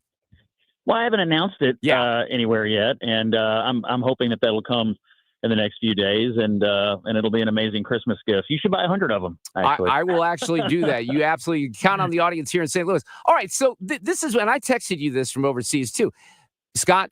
As bad as the media coverage is here, you should see the international coverage of Trump. And I can't even imagine what it's like the last couple of days. But I've seen, because I watched some stuff on the airplane with you, once again battling the team on CNN. I mean, there is nothing that they will give this guy credit for. And I'll give an example. So yesterday, and I don't want to pick on any of my friends, but I have lefty friends. And I was talking about the fact that he's, rolling out this celebration for the Army's 250th anniversary, which I think is awesome, right? We're proud of our country. But the thing that everyone goes to, and a friend of mine said, well, yeah, he's doing it on his birthday. It's his fault that the same day is his birthday, but that's what they're focusing on. Yes, it's his fault. He should not have had his birthday on that same day. He should have known better than to be born on that day. And, the same people who were all too excited about Joe Biden spending $230 million on a Gaza aid pier that stayed up for 20 days, killed a guy and got 60 other people injured and delivered no aid, are now mad about us having a military parade in honor of our armed forces. It's just ridiculous. It's the most reflexive stupidity you can imagine. If he's for it, they have to be against it. And it's hurting their party because a lot of things he's for, like, I don't know, national pride, pride in our military, pride in our veterans, everyone is for, except when he's for it. Then you get these broken brain Democrats who oppose it. So I'm hearing this, and I'm sure you are too. Everybody that's on the other side, I do have these Reardon Roundtable participants. They'll be on the show tomorrow as we kind of kick that back off again in my 3:00 hour. But it's like, look at the polling. People are peeling off. Nobody supports Trump. He's worse than any other president in 100 years at this point. What do you say to that? I talked to President Trump's pollster this morning, actually, John McLaughlin, and we chatted about the polls. First of all, I think some of them have horribly skewed samples. The New York Times is probably the worst example of it. Number two, I think this is a continuation of a narrative that they want everyone to believe that people who voted for Trump are regretting it. That, at least in the circles I run in and the people I talk to and by my observations, is in no way, shape, or form true. Yeah, I think Democrats who didn't vote for him are still mad. I think that's true. And I do think people are legitimately, continuing to be concerned about the economy. That's always going to be the case for the American people, particularly coming off the disastrous 4 years we just had. But I don't know about you, Mark, but I mean, everybody I know is like, this is exactly what I voted for. And on top of that, they're willing to give the man a little latitude to run his program. He's been in office for a little over 100 days. And, he's trying to run his program. The tariffs have produced the first trade deal today with Great Britain. That's a good thing. And the Congress needs to get on it and pass this man's tax cuts. But I think he's got a little more leash than some of these Democratic commentators want to give him credit for. Well, I think so, too. And I'm glad to hear you say that. But, it's just they just keep pounding and pounding and pounding. And then, did you see Biden today on The View? Did you see any of that? I did. And so he told The View that he wasn't surprised that Harris lost and that he would have won. So he wasn't surprised that a woman with a boat anchor tied around her ankles drowned, but the boat anchor would have floated if given the chance. Like, it was the dumbest thing. This man has been living in a delusional reality, obviously now for months or years. And I watched him, and I've watched some of his public appearances. The same, just remember, every Democrat you see on your TV tonight or forever were telling you a year ago that this man was capable of serving for another 4 years. That was the most insane gaslighting I've ever lived through. And when we see him now, it's outrageous what they tried to tell us. Oh, he's fine. He'll be great for another 4 years. They knew the truth. They lied to you. Never forget it. One of the things I saw you highlight, Scott, and this is really stunning, and I don't know how, because I'm just getting back into the swing of things. This whole thing about this $230 million Gaza pier, which is ridiculous. You want to talk about waste? I don't even know how much coverage that's gotten. It deserves, I think, a ton of coverage. Well, it got no coverage, despite the fact, the inspectors general in the United States government only get attention when they're doing something to Trump or Trump is doing something to them. The IG at the Pentagon puts out a report showing the damnable disaster that was this Gaza aid pier. But remember, let me take you back to the State of the Union 2024. They did this thing, this half-baked, half-cocked idea, all so that he could put a line in the State of the Union address that pandered to the terrorists and the people in the United States who support the terrorists. That's why they did it. $230 million, 60 soldiers plus injured, a guy died.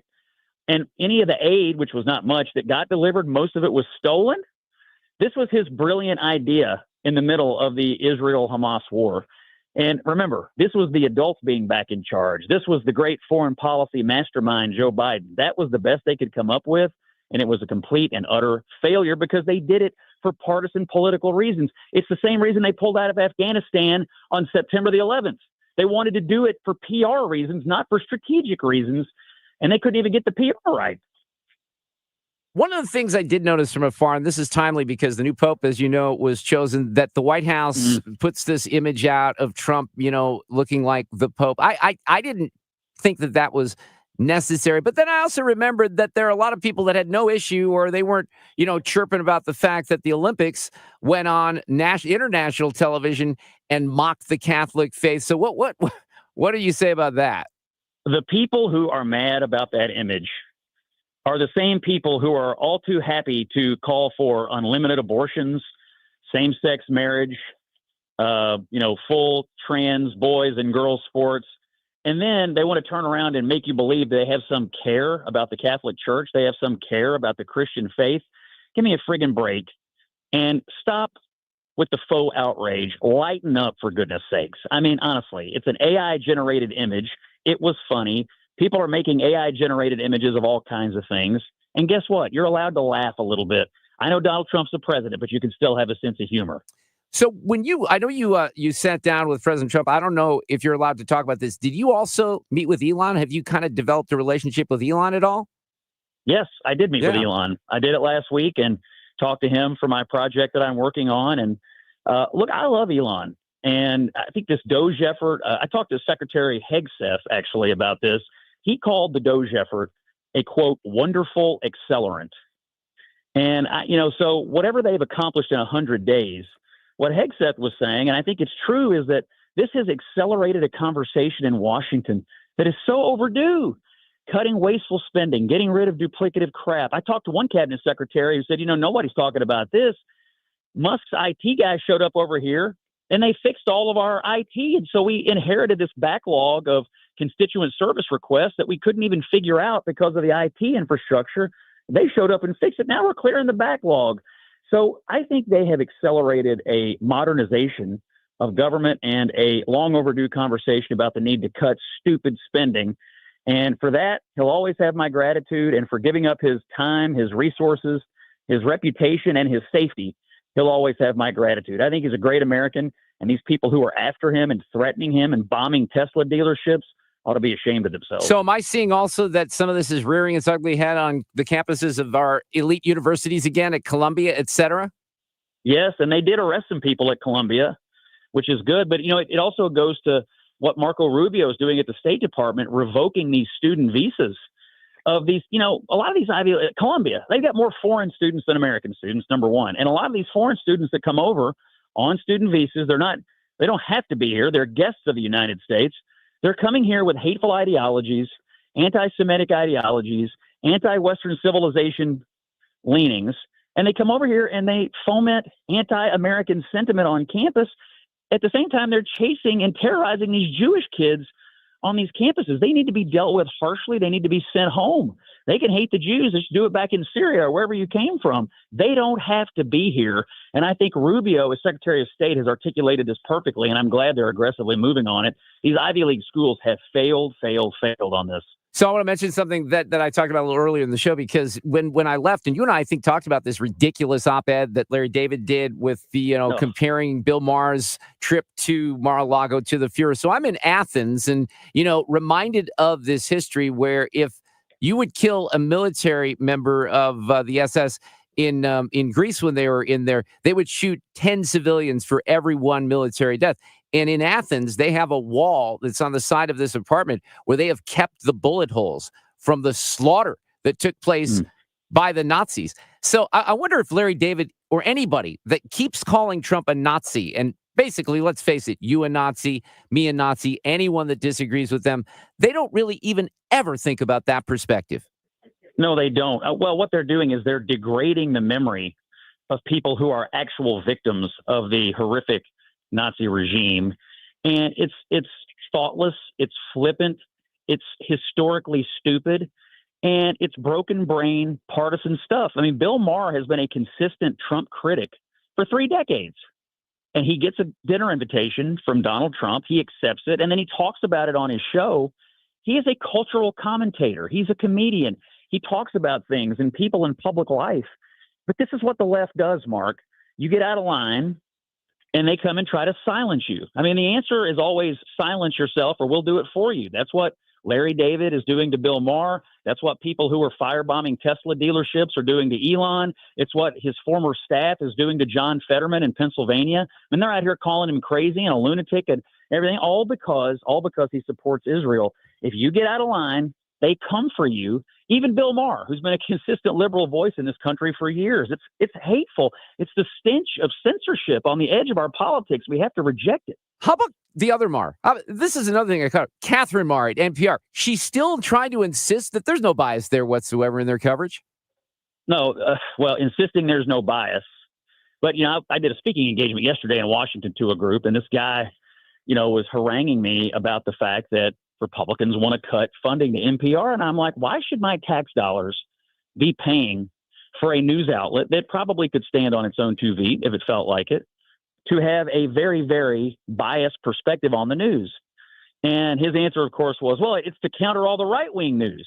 And I'm like, what right-wing news? I mean, the vast majority of news, publicly funded or otherwise, is slanted, is biased. And that's why trust is falling in the news media. We don't need to pay for this out of our tax money. NPR can exist, and lots of news outlets exist without public funding. They don't need public funding to do what they do. They'll still have an audience, but they do. But that's the mindset of the left. I still need the government to fund this because it's moral. It's right. We're on the right side of history, so it's a good tax expenditure for us to try to brainwash the American people. I hope they cut the funding in this budget. It's one of a million things they need to cut when the Congress gets around here. You didn't make it to the Derby, did you? I didn't go. I was traveling between Florida and Georgia and else. I did watch it. It was an exciting race, and I did hit the exacta. I'll just say that. I hit the trifecta, but it didn't pay very much. I love Sovereignty. That was the horse I was kind of all over. I did place some wagers from afar, but I was hoping for, a bit more of a 30-1 shot maybe to come in second or third. And then let's close on something very positive, because I very specifically remember our conversation from a couple of weeks ago before I left for Greece on the Cardinals. I believe the quote was, "We suck," which was pretty accurate. What the hell's happened? They're 500, Jennings. These Cardinals are having a banner day. They're winning. They're picking popes. The Cardinals are all over it today. The Cardinals are going crazy. I mean, we played some crappy teams. We did beat the Mets a little bit after we had gotten swept in New York, so that was good. I'm glad. I love the pitching. I love the pluck. They haven't totally given up. I think the main baseball question I have today is whether the new pope is a Cubs fan or a White Sox fan. He is from Chicago. I feel like we need to know this before I can pass judgment on whether I think this is going to be a successful papacy or not. Yep, very important question moving forward, and we will try to get the answer. Scott Jennings, thank you so much. I'm glad to be back on U.S. soil. You have no idea. If I never hear someone speak French or German for a while because I had French and German folks around, it will not be too soon, but I'm glad to be back in America. Thank you, Jennings.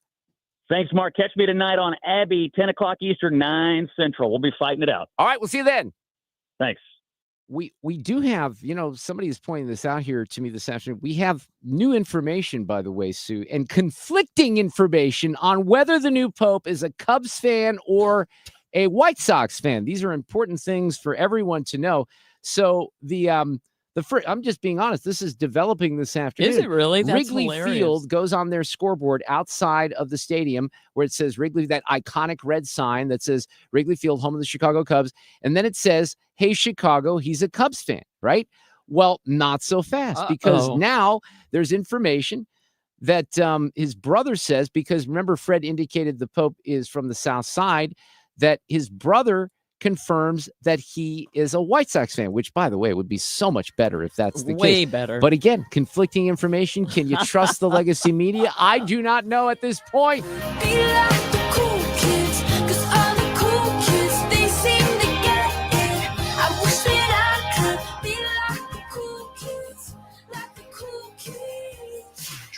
From the 97.1 FM Talk Traffic Center. The accident on southbound 270 approaching 55 is still there, but they have opened more lanes and they've pushed this off to the right lane and the right shoulder. And for a while, we only had one lane getting through, so this is much better. But we have a jam that goes back near Doherty Ferry, and it really is a slow go through there. So that has put extra volume on Lindbergh, as drivers use that as an alternate, and it also put extra volume on 141 as drivers use that as an alternate. Now, southbound 55, slow pockets south of Arsenal, down through about Bates. We've got some slow-moving traffic there, and on southbound 170, it's pretty slow. From Olive in pockets down through 40, westbound 6440, Kings Highway, out through McCausland is a slow go, and then west of Winghaven out through 70. 70 westbound actually looks pretty good in the city. A little bit slow through the O'Fallon area. And there was a slowdown, too, right at Wentzville, if you happen to be headed there. If you are headed into Illinois, just some moderate volume for the length of the Poplar Street Bridge. I'm Sue Thomas, and that's traffic on 97.1 FM Talk. Do you ever wonder if you have saved enough money to retire? Well, I think a lot of us have. And here's the thing. Even if you have, do you know how to, I don't know how else to say it, work the system? We don't know all the tricks of the system and how to get the most out of it. This is why I think this is such a good idea. It's a 3-hour adult education class called Retirement Planning 101, and it's taught by a fiduciary advisor from Financial and Tax Architects. And they have so much experience. They've learned, and so they teach you, how do you reduce your taxes? How do you maximize Social Security? How do you pay for health care? And they do this for free. They do ask that you bring 3 canned goods, though, for St. Louis Crisis Nursery. There are some openings for classes this month and next. You do need to register. Call 314-947-2012 and get informed and then make decisions about what you'd like to do. 314-947-2012. Because we have lawyers in all 50 states, I see lots of lawyers' ads. Most seem to be bragging on results, but are they true or misleading? For example, in some cases, a firm may try a case even though the at-fault party has no lawyer, then brag in the ad about their results. My son Matt got one for nearly $50 million, but we never collected one dime. Some lawyers may say they got a result even though they were sitting second chair at a firm like mine, and even though they had little to do with it. Happens all the time. All that glitters is not gold. At Morgan & Morgan, our results are real. Visit forthepeople.com and go to settlements and verdicts to see for yourself what your case may be worth before you hire a law firm. Do your homework. Fact check. It's easy and too important not to. Morgan & Morgan, forthepeople.com. Injured? Dial pound law or visit forthepeople.com for an office near you. Cardinals fans, there are more ways this season to watch your Cardinals on FanDuel Sports Network. For the first time, you can subscribe directly to FanDuel Sports Network and stream the Cardinals without blackouts. Monthly, seasonal, and annual packages available. Also new this season, you can stream FanDuel Sports Network through Amazon Prime Video with an add-on subscription. As always, you can watch FanDuel Sports Network through TV providers including DirecTV, Spectrum, Xfinity, Xfinity, Fubo, and more. Visit Cardinals.com/TV to learn more. Rhino Shield is engineered to outlast paint by a lot, backed with our 25-year transferable warranty. Paint a house, shield a home. We do brick, block, stucco, asbestos, steel, aluminum, cedar, and more. We are the only coating company selected by Disney, This Old House, and 3 times on HGTV's Curb Appeal, where all 3 episodes concentrate on unpainted brick. If you maintain or own a business with a tired-looking building, you owe it to yourself to look at Rhino Shield and our beautifully durable color schemes. Evaluations are free. We're making buildings pop and be noticed again, from Champaign to the Lake of the Ozarks, exceeding expectations every day with our products, people, and performance. Now is the time to call 877-25-RHINO, 877-25-RHINO, or go to 877-25rhino.com and see how honest and transparent we really are. Tell them, ladies. Don't paint, don't Rhino. Go Rhino Shield. Never paint your house again. Rhino Shield. Hey, it's Annie. Join me for the 5th Annual Chairman's Golf Tournament on Monday, May 12th at Tamarack Golf Club in Shiloh, Illinois, benefiting the St. Clair County GOP. The 4-person scramble includes awesome prizes and lunch. We're broadcasting live. Learn more at 971talk.com/events.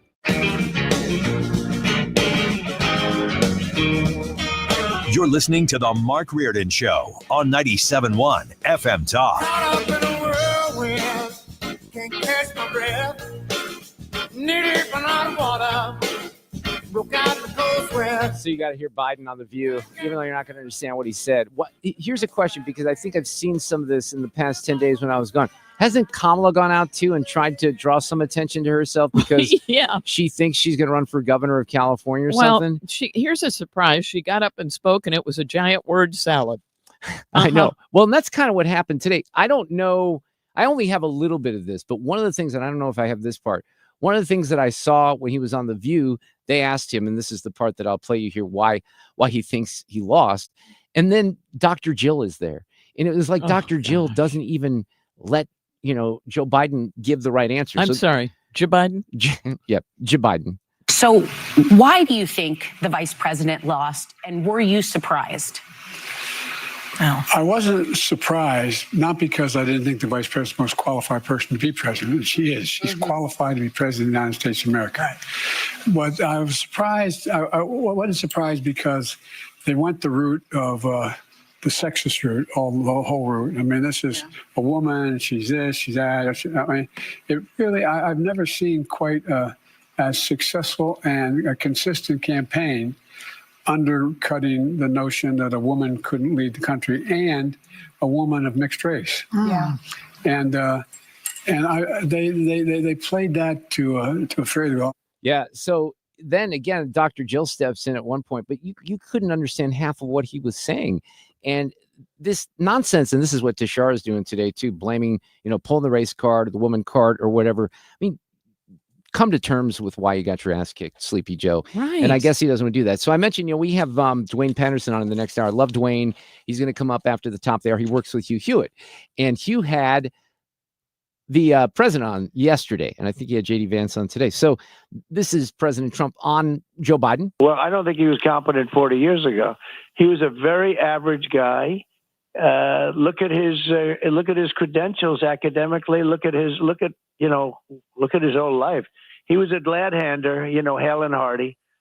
He had a good personality, but he was a vicious guy. You saw that here. He knew enough to know to go after his opponent. He went after his political opponent. One of the things I think that was undersold to the American people is how vicious Joe Biden really was, because he was played off as just Uncle Joe. He's going to calm the room after 4 years of Trump. And I think we found out very quickly that that's certainly not what we got. All right. He did say a couple other things on these big issues. There was more. Let me look at this today before I say something, because have you looked at Wall Street today, Sue? No, I have not. We're at 40. It was up 254 points. So 41,386. We're not quite back at 45,000, but certainly long game, it is a long game. We had China making $1 trillion. Think of it, $1 trillion under Biden, $1 trillion more actually. You have billion the dollars. measure. $6 You have the billion measure of a Xi. day we were losing on trade, and we'll see how it goes. We have a big meeting on Saturday in Switzerland. with some of the guys going over there, Scott, some other guys, very good guys. Talking about Scott Besson, of course. So that was on Hugh. You heard Hugh's voice there, but we'll talk much more about that with Duane, who's coming up on 97.1 FM Talk. Hang in there. Hour number 3. The first 2 hours have zipped by because I'm sleep deprived and jet lagged. We got one more to go.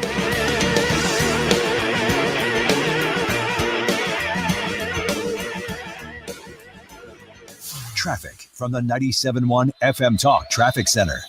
They have cleared the accident altogether, southbound 270 before 55.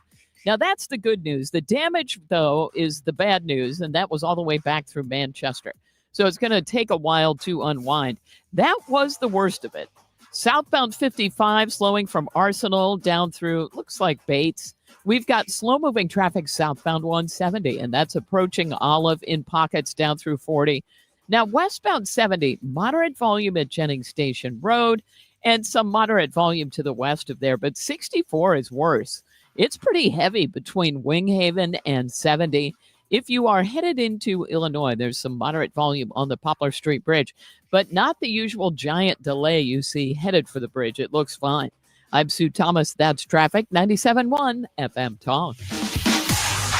Let's get you in the right vehicle for your situation, and it does not have to be a brand new car. You know you're losing that money once you drive it off the lot. MasterCars Inc. is going to take great care of you with a high-caliber used vehicle. That's what they do over in Granite City. MasterCars Inc. is online at mastercarsinc.com. New car caliber, but they're used cars, and they have everything that you might need. Now, they might not have it on the lot right now. They have a lot of stuff on the lot here. I'm looking at a 2023 Mercedes-Benz GLB. They have a nice Ford F-150. They're Corvette kings, so that lots of Corvettes. I see a Jeep Wrangler up there, but don't be intimidated by maybe the weekend cars or the fancy cars. They love those. I love those. If you need an everyday vehicle or a motorcycle, they can feature those as well. And if they don't have them on the lot, they'll make sure they source it for you. It's a great buying experience. I love these guys so much because they're so passionate about what they do. It's a father and son team. Alex and Gary Rosenberger, I have raved about them in the past. They know what they're doing. They've done it for a long time, and they have such a passion. They want to make sure they put you in the right vehicle. You can literally go to them and say, look, I have a 4Runner right now. My wife drives it. I need a black Toyota 4Runner with 10,000 miles. These features, this is what I want. Can you find it? If they can't find it exactly, they can certainly get close, and you're going to love the buying experience. Get on with them today at mastercarsinc.com. MasterCars Inc. in Granite City. At Progressive, we're making things even easier. We'll help you bundle your home and car insurance together so you can save on both. Learn more at progressive.com or 1-800-PROGRESSIVE. Farming's hard. To feed the world, farmers have to work the land, brave the elements, and fight the battle against weeds. Weeds reduce crop yields, so prices go up and everybody gets less to eat. But 50 years ago, farmers got a new tool to fight weeds, glyphosate. It kills weeds while protecting the harvest. Time and again, it has been approved by the EPA and by leading regulatory bodies around the world. It helps enable practices that reduce erosion and keep soil healthy, which is good for the earth. Farming's hard, but it's a little easier with glyphosate. Learn more at go.bayer.com/glyphosate. Paid for by Bayer. The Biz Dash returns as St. Louis's healthiest happy hour. Combining fitness and fun, it's a perfect team bonding activity for any size business. All levels of runners and walkers are welcome. Join us this spring at Energizer Park, home of St. Louis City SC, for the 10th year of the Biz Dash, the ultimate office party and kickoff to summer. Thursday, May 22nd at Energizer Park in downtown St. Louis. Create your company team today at stlbizdash.com.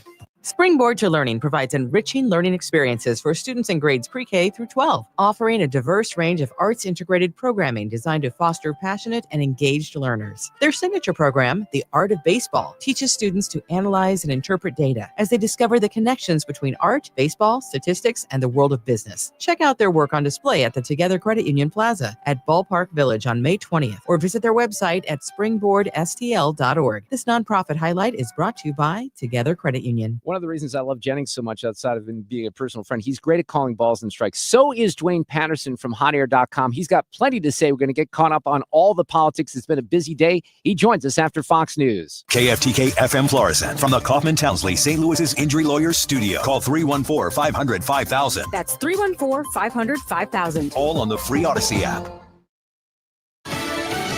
History made. Kilmeade. I'm Lisa Lacera, Fox News. For the first time, a cardinal born in North America has been elected Pope. Pope Leo XIV chosen after 4 votes.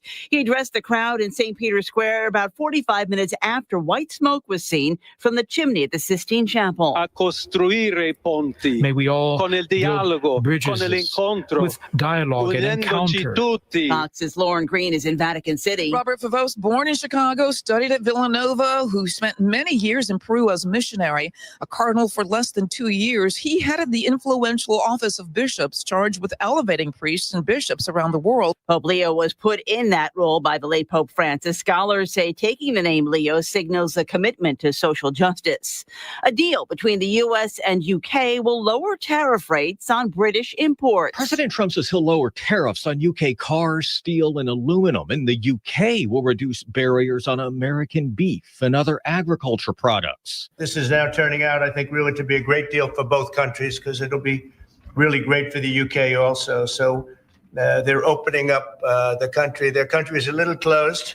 UK Prime Minister Keir Starmer joined the Oval Office announcement on speakerphone, stressing the deal deepens the partnership. Economic security is national security. On national security, we've been absolutely the closest of allies. The U.S. is seeking more trade deals, President Trump says, with the European Union and China. Fox's Jared Halpern at the White House. Wall Street stocks rose after the announcement on the trade deal between the U.S. and U.K. The Dow added 254. The Nasdaq gained 189. The S&P plus 32. The Trump administration is asking the Supreme Court to allow it to end humanitarian parole for hundreds of thousands of migrants from Cuba, Haiti, Nicaragua, and Venezuela.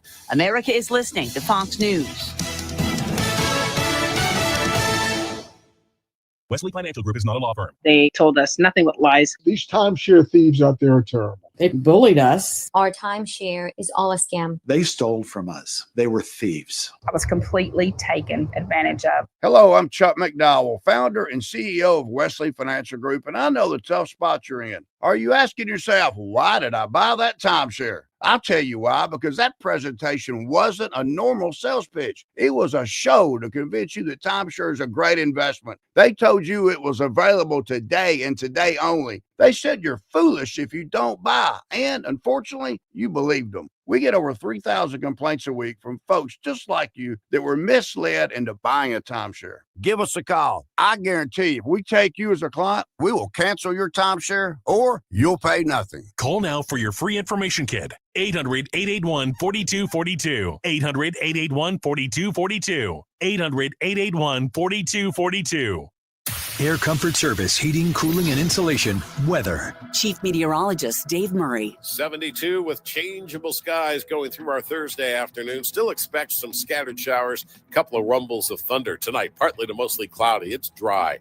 50 for the overnight low. Friday, gorgeous though. A little cool for this time of year. Sunny skies and 70. 73 and sunny Saturday. 78 and sunny for Mom's Day on Sunday. This is 97.1 FM Talk. Chief Meteorologist Dave Murray. You know, see, sometimes you're out of the country and you're not paying attention. Then all of a sudden you hear somebody else, like Dave Murray, say, this Sunday is Mother's Day. And you're ill prepared to know that this Sunday, Mother's Day? This Sunday. Okay. Judy Reardon might be listening up there in Chicago. Hi, Judy. I got to remember that. We got to act quickly here on Mother's Day.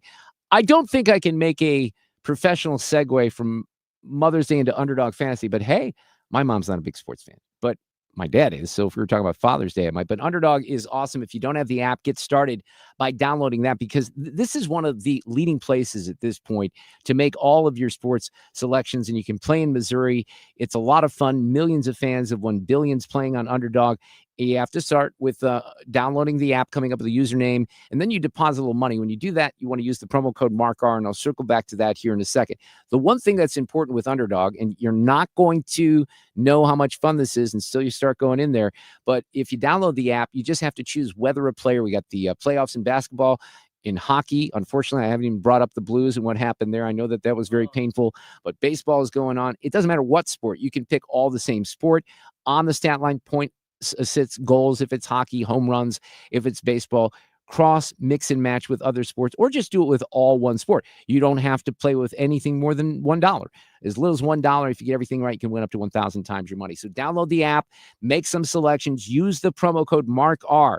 That unlocks a special offer of up to $1,000 in bonus cash when you make your first deposit. Don't miss out on that, because that's some instant credit that you're going to get from Underdog. MARKR is the word that you want to use. Must be 18 plus and present in a state where Underdog Fantasy operates. Terms apply. Concern with your play. Call 800-GAMBLER or visit ncpgambling.org. Hi, my name is Christina Straight, the owner of Straight Realty, and I'm asking you, what do you want in a realtor? Do you want experience? I've been a broker for over 21 years. Do you want to know how much I've sold? I've sold over $500 million, yes, $1 billion with a B, in sales. Do you want value? I now list properties for only 2%. So, if you're looking for all these things and want the best, then call me 314-441-4444. Why pay more than 2? You can also listen to my podcast on my website, straightrealty.com. Commissions are not regulated and negotiable. Straight Realty is a licensed broker in the state of Missouri. Love Talk Radio? We want to hear from you. Help shape the future of your favorite shows right here in St. Louis. Tell us what you love, what you skip, and what you want more of, because your voice matters. You'll be helping us make better radio for you and the entire St. Louis community. It's easy to sign up, and selected panelists will receive a special gift as a thank you. Visit 971talk.com/feedback to join the conversation today. That's 971talk.com/feedback. Well, it seems it was just, I think just about a year ago, last May, when I was attacked by those cicadas. It was a planned attack. I just completely believe it. And I think a couple of them did get up into my brain, because I can still hear them making that noise. It's worse than a gnat. No, again, air conditioning. Mother's Day is coming up. So how about if you're in need of an air conditioner and you want to keep your better half nice and cool, and everybody's tempers down in the heat, and live in a comfortable environment without cicadas in your head like mine, call me, Bart Inman. One easy number, Missouri and Illinois, 314-293-2600. Or on the internet, bartinman.com. That is Bart with a B, Inman with an I.com. If you're considering an annuity as part of your retirement plan, we need to talk. Hi, I'm Bob Stockdale, Senior Vice President Investments with the ClearPath Wealth Management Group at Stifel, and host of On the Money, Saturday mornings at 11 on 97.1 FM Talk. Annuities can be a useful tool for some retirement investors, but not all annuities are created equal. Every week, we meet clients who own complex annuities that don't suit their needs and, in some cases, actively undermine their retirement plan. Before you purchase an annuity, get a second opinion from the ClearPath Wealth Management Group at Stifel. Requesting a consultation is free of charge. To request a free consultation, contact us at clearpathinvesting.com. That's clearpathinvesting.com, or call us at 636-695-2650. That's clearpathinvesting.com or 636-695-2650. Stifel Nicholas and Company Incorporated, member NYSE and SIPC. The Diamond Shop graduation sale. All watches are 20% off, even Movado. Men's jewelry is 40% off. 40% off Pirelli G and gold fashion jewelry. Everything else is 30% off. The Diamond Shop. This hour of the Mark Reardon Show is sponsored by Gamma Tree Experts. Your trees deserve the best care. Call Gamma Tree Experts. You're listening to the Mark Reardon Show on 97.1 FM Talk. No more pronouns. No more climate change obsession. No more emergency vaccine mandates. No more dudes in dresses. We're done with that. I love that. That is Defense Secretary Pete Hegseth, and I'm not even sure when he said that, but I found that soundbite when I was heading back here in the last couple of days. You know, Sue, it's frustrating about the show today, and hopefully it doesn't sound as bad as I think it sounds, is when I was heading back on the airplane last night, I told you I didn't sleep, which is one of my issues. Yeah. So we leave, it was like I don't even know when we left. It doesn't matter. But I'm on the airplane. I'm sending stuff to Ethan and to Fred. And I'm so psyched. I actually thought, man, if you give me a microphone on this flight right now, I can do the show. And I was very collated in my brain what I wanted to do. And then today it just all went away because of the sleep deprivation. But I love that soundbite. And I think we're going to probably hear that in a show open in the future, because it really does sum up a lot. But there's no better person than our next guest to catch up on some of the politics, not only of the past week that I've missed on, but certainly the politics of today, because there's been a couple of things, obviously the selection of the Pope and others that have gone on. Duane Patterson with hotair.com. He's the host of the Duane's World podcast. He works with Mr. Hugh Hewitt every day. Hello, Duane. How are you? Welcome back to the show. I am doing great. Welcome back from Greece, and I'm sorry you didn't find a pope there. Well, let me get started with that just a little bit, because there's been some conflicting information, which is rather important to us here in St. Louis, probably less important to the national audience or to you out on the left coast. He's a Cubs fan. No, but wait a second. We have new information that indicates his brother says he's a Sox fan. So actually, that's not. I don't think it's definitive right now. You can breathe a sigh of relief. Yes. Because the Cubs went out there on their scoreboard, or not their scoreboard, but the sign outside of Wrigley, and they said he's a Cubs fan. But I think we may be okay, but we'll have to see what happens. Any thoughts on that? I'm not a Catholic. I don't quite understand all the important. I mean, I understand it, but I don't really get it completely in my mind. Anything to say about the choice of the new Pope? Nor am I. Hugh, the host of the show I do produce, is, and he brought me on the air yesterday and was talking about this. Oh, this may take years to be able to get a new pope. And I'm like, you're nuts. And he goes, why? And I said, because when Francis had his episode where he had double pneumonia and he was, 1 foot in the grave and the other on a banana peel, everybody has cell phones. Everybody has email. Everybody has text. They all went through this drill knowing that the end was probably near, and then he kind of had a little bounce back for a little while, and they realized, okay, he's going to be fine for a little while. But they just went through this drill. They kind of already talked they didn't have a conclave, but they all communicated. They probably already had a short list among them of who it was going to be. So it was not a big surprise. It's not like 30 years ago or 40 years ago before cell phones and they couldn't communicate. That is such a great point. And I think what happens is we sometimes think that, people who are cardinals or bishops or whatever they might be in different organizations or in the Catholic Church, that they don't pay attention to technology. And Scott Jennings even said earlier, and I didn't know this, that apparently the guy has tweeted. So he's been active on Twitter. Absolutely. They do use tech to their advantage. And look, they text, they call, they do all that stuff. They email. The Archbishop of Philadelphia, Archbishop Charles Chaput, is a good friend of the show. We've known him for a long time. He listens online. We text him back and forth. They do know how to use the modern day conveniences. Well, on the topic of your show, you've had a couple of big name guests here the last couple of days, haven't you? Well, we had this Donnie from Queens was on yesterday. Was JD Vance on today? So you had the president on yesterday and JD Vance on today, or is he on tomorrow? He's scheduled to be on tomorrow. He's been kind of making a hit. He was on with Martha McCallum on Fox a little earlier today.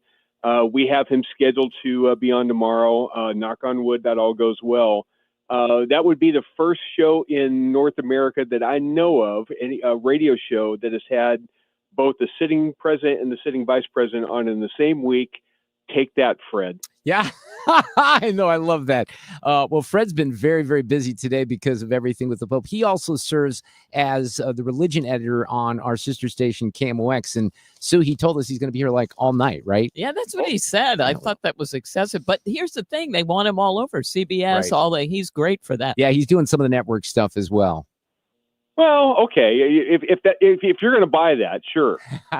Well, what this is where I like you as a grounding force, because you had to kind of bring me back to reality even before the election. You've done it a couple of times. But before I left for this trip, there was a lot. And I think I'm going to hear it tomorrow on our roundtable from some of my panelists. Oh, Trump's losing, even on the immigration issue, people are peeling off.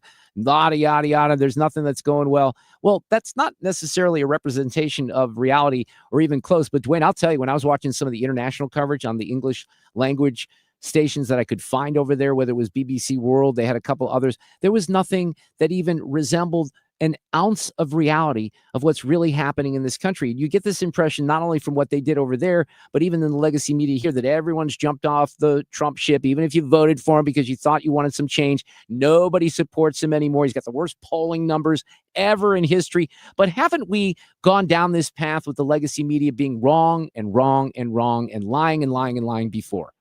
So we've been saying for, a long time that the left has lost its mind. They are going insane, right? And so one of the classical definitions of insane is doing the same thing and expecting a different result. They have been throwing mud at Trump in the media and making stuff up since going down the escalator in 2015. And it hasn't worked. He's just as popular as he was. He's actually more effective than he was.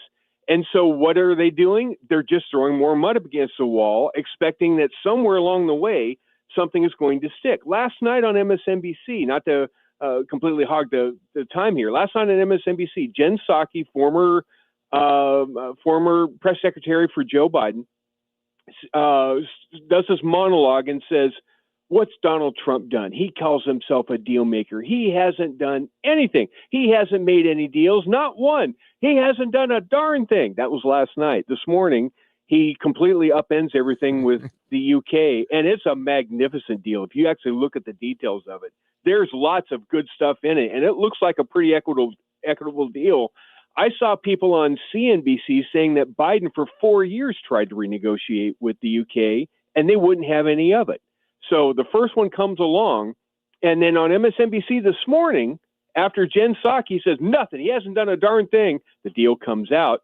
Morning Joe's John Heilman comes out and says, well, fine, it's the UK. That's like low-hanging fruit. Anybody could have done that. I mean, you can't please any of these people. They're just going to make stuff up. Well, not only that, but when they make stuff up, it affects the people, obviously, that are paying attention to those outlets. And I've used this example a couple of times, and I don't want to be repetitive. I'm going to claim that the jet lag is the reason. But I did think this was interesting. And I'm on this trip with a bunch of people here in the last 10 days, many of whom are on my side of politics because they listen to the show. Now, not everyone in our group was listeners. So some of them did not like Trump. So we try to avoid some of this talk at dinner, etc. But then even when and I don't like to pick on my friends, but this was something that happened yesterday. So as we're heading back, I see this information about the party that he wants to throw for the 250th anniversary. And I brought that up, or somehow it came up as we're getting on to our last flight.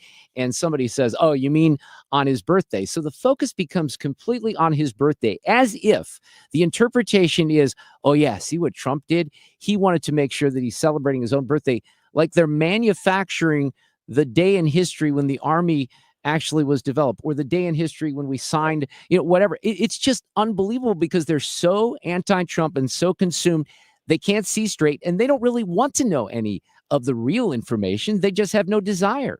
No, they have it. The anti-Trump Inc.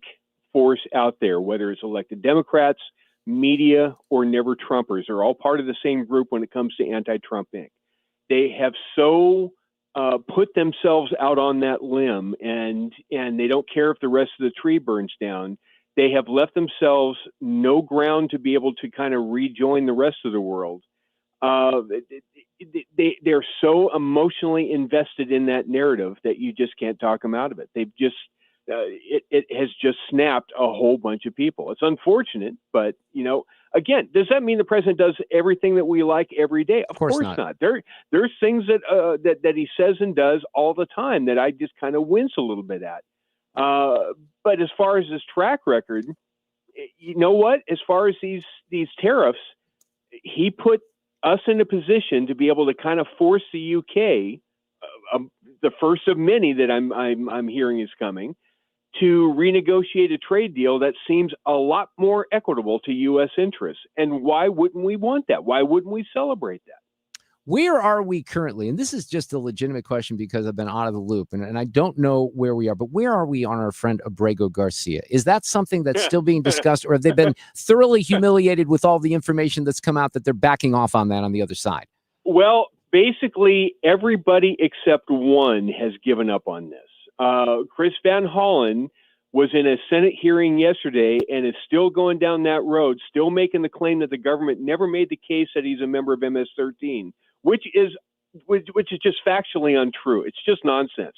Two different courts have established as a point of fact in their findings, both the District Immigration Court and the Appellate Immigration Court accepted the government's findings that he is a member of MS-13. It's not disputed in court.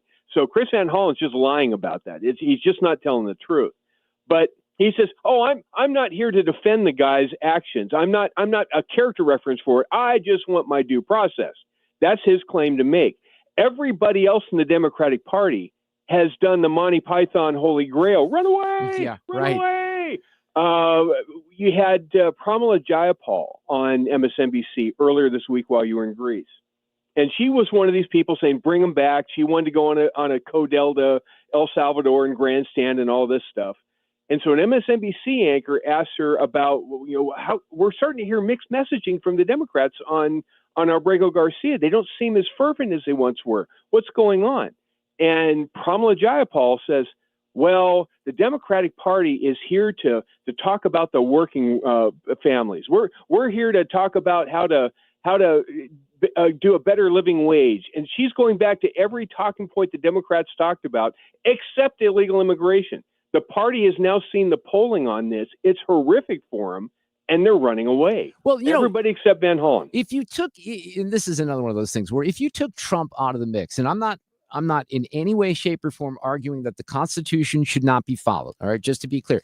But if you took Trump out of the mix and it was literally anyone else, and you presented the legacy media with a story about a gangbanger who, also abused his wife and was trafficking people, and we have video of this. I mean, come on. Some of this stuff isn't too tough to call. But if anyone else was involved, there would be coverage of saying, yeah, you know what, maybe we shouldn't have this guy in this country. Do you want this guy living next to you, Chris Van Hollen? But with Trump, they do everything possible to make sure that the American people only know a sliver of the facts, a sliver of the information. And if something pops that might look like that narrative is taking a different turn, well, we're not going to tell people that information. We won't show them the traffic stop or whatever the situation might be.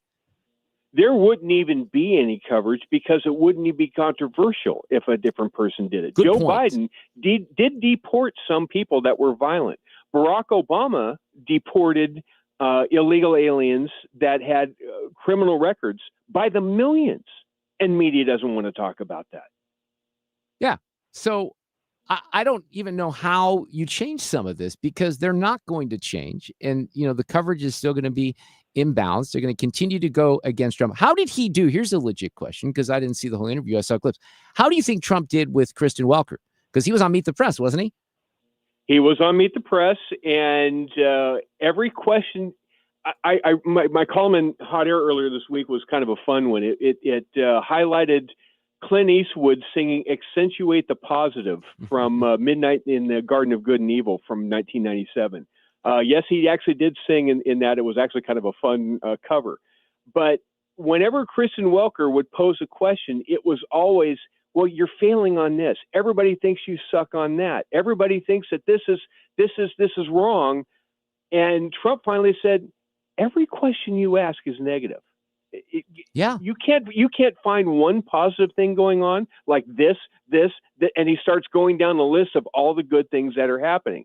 And there's plenty of good things that are happening. And she just won't have any of it because if you're a member of the DC establishment, Donald Trump is your mortal threat, and everything has to be a 5-alarm fire. It's just. But it starts to, after a period of time, with a lot of people that are watching this, it's boy that cried wolf. If you think that every single thing that Trump does is the end of democracy as we know it, and it really isn't, as another day unfolds and everything is just fine, well, then you start to not believe the people telling you, that the boy cried wolf all the time. Well, even on the Army celebration of the 250th anniversary, I was thinking about this. I mean, how as an American, I was just in Greece where they're very proud of their heritage. They're very proud of their history. But here we have to continually apologize for our history. We have to say, I'm sorry. We're never quite good enough. But I don't know why anybody who is an American would be proud to be an American. We're going to celebrate the 250th anniversary of the country next year would be opposed to celebrating, like, to President Trump's point, the rest of the country or the rest of the world is celebrating some of these things. But because he's got that birthday that coincides, none of that matters. And all of a sudden, we're against celebrating the history of our armed forces. That's what happens. Well, and see, I don't think that's where the country is because I flew, what was it, 5-6 months ago. I had to take a flight across the country from California. And in the airport where I was at, there was a group of people that were doing one of these honor flights, where the last remaining World War II veterans get flown back to go see the World War II memorial before it's too late for them.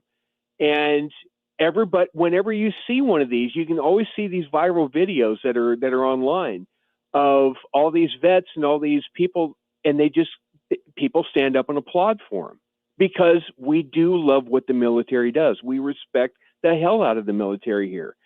And that's not an ideological thing. That's not a political thing. When you're actually in the airport, you don't have people throwing tomatoes at people coming back. It's not like it was back in the Vietnam era days. We respect the service of people that serve and put on the uniform, no matter how old they are. And so when you hear people try to Trumpify everything, I think it just falls on deaf ears. You can't, if everything is an existential threat to democracy, then nothing is. Well, it's ridiculous. It really is. And it gets exhausting after a while. Anything else that popped from that interview with Trump that you would like to highlight? Well, the one that we did from yesterday with Hugh is everybody made all sorts of noise about some of the things he said about different people. He said Chuck Schumer is basically a Palestinian. You should just go ahead and give him the garb. And everybody got the vapors over that. What he did say of import that you need to take away is on Iran. If there's any kind of a deal, he's only got one thing that he will accept, and that is you can either have us blow up your nuclear program peacefully, nicely, or if you don't do it that way, we will be vicious about it, and we're still going to blow it up. But one way or the other, it's going to get blown up. There's nothing else that he's going to accept. That's actually kind of telling. Yeah, here's one soundbite on the topic of Iran. I would much prefer a strong, verified deal where we actually blow them up, but blow them up or just denuke them. But there are only two alternatives there: blow them up nicely or blow them up vicious. I mean, well, that's basically what you have, right? And that's the news out of to us, to me as a news guy, one that likes foreign policy. That was the news hook out of the entire 30 minutes we had with him. Now, I'm not sure everybody else. I'm tickled to death that you guys grabbed that poll. That makes me happy that you found that poll, but not a lot of people in media found that. Not a shock there. All right, Duane, hey, thanks for catching up with me today. My brain's not completely functioning. We're going to talk maybe in more detail next week about some of these things once things settle down, but thank you so much. And have fun with the vice president tomorrow. You got it. Welcome back. Take care. That's Duane Patterson, who is with us on a regular basis from hotair.com. He hosts the Duane's World podcast and also works with Mr. Hugh Hewitt on a regular basis. We're going to take a break here. Sue's got traffic. We're coming back with our own expert on the Pope. That would be Fred Bottenheimer, because he's the religion expert at KMOX and the religion editor. We have audio cut of the day coming up as well.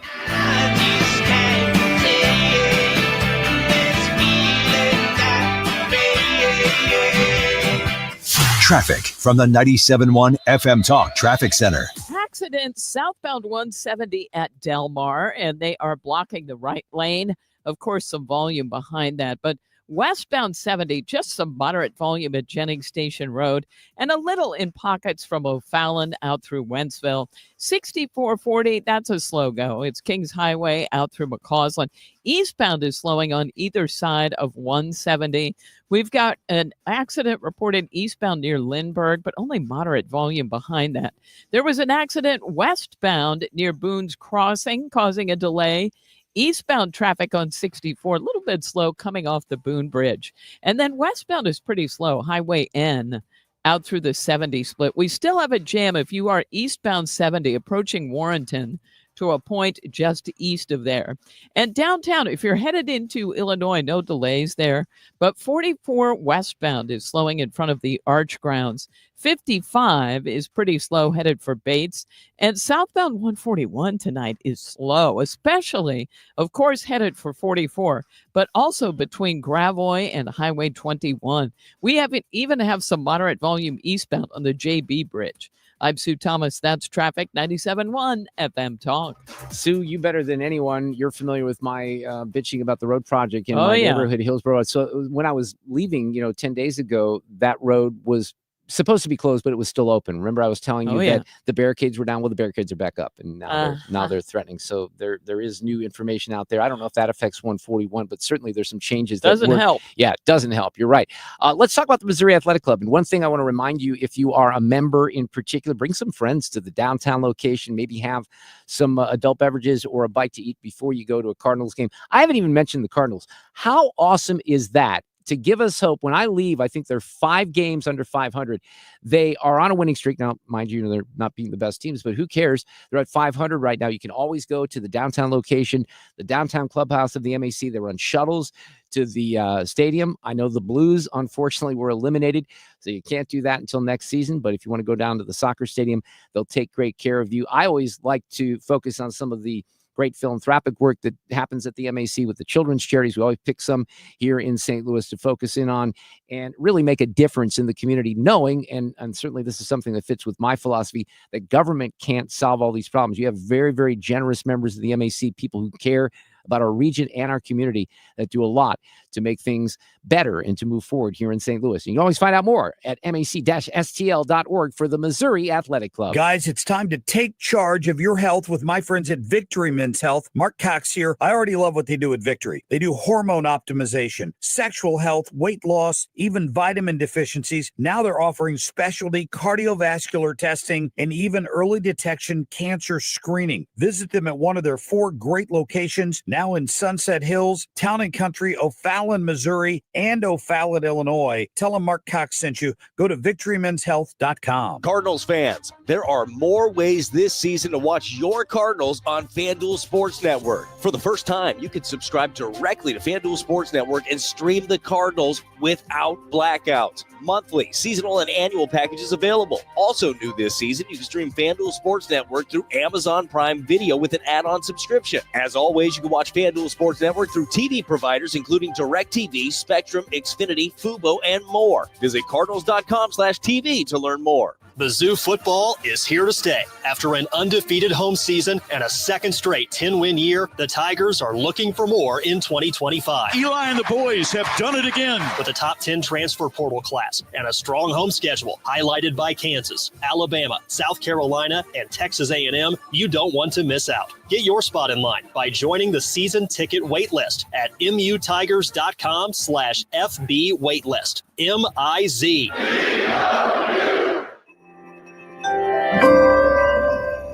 Retirement statements just hit mailboxes, and for many, the shock is real. Some investors lost 20% or more in just the first quarter. If you're close to retirement, that's more than a dip. It's a danger. But here's what most advisors won't tell you. Gold was up over 30% during the same time. That's a 60% swing. And at retirement, that kind of gap can change everything. So compare your Q1 statement to gold's performance. Then call Noble Gold Investments. Noble Gold specializes in helping people protect what they've earned with real assets like gold and silver. If you're tired of watching your nest egg shrink, it may be time for a change. And right now, when you open a qualified account, you'll receive a free 10-ounce silver American flag bar. Compare and call 877-646-5347. That's 877-646-5347. Or visit noblegoldinvestments.com. Past performance may not be indicative of future results. Investing in precious metals, including gold, involves risks. Consult with your tax attorney or financial professional before making an investment decision. It's time for a $98 AC tune-up. And this portion of the show is sponsored by Jerry Kelly Heating and Air. 97.1 FM Talk. You're listening to The Mark Reardon Show on 97.1 FM Talk.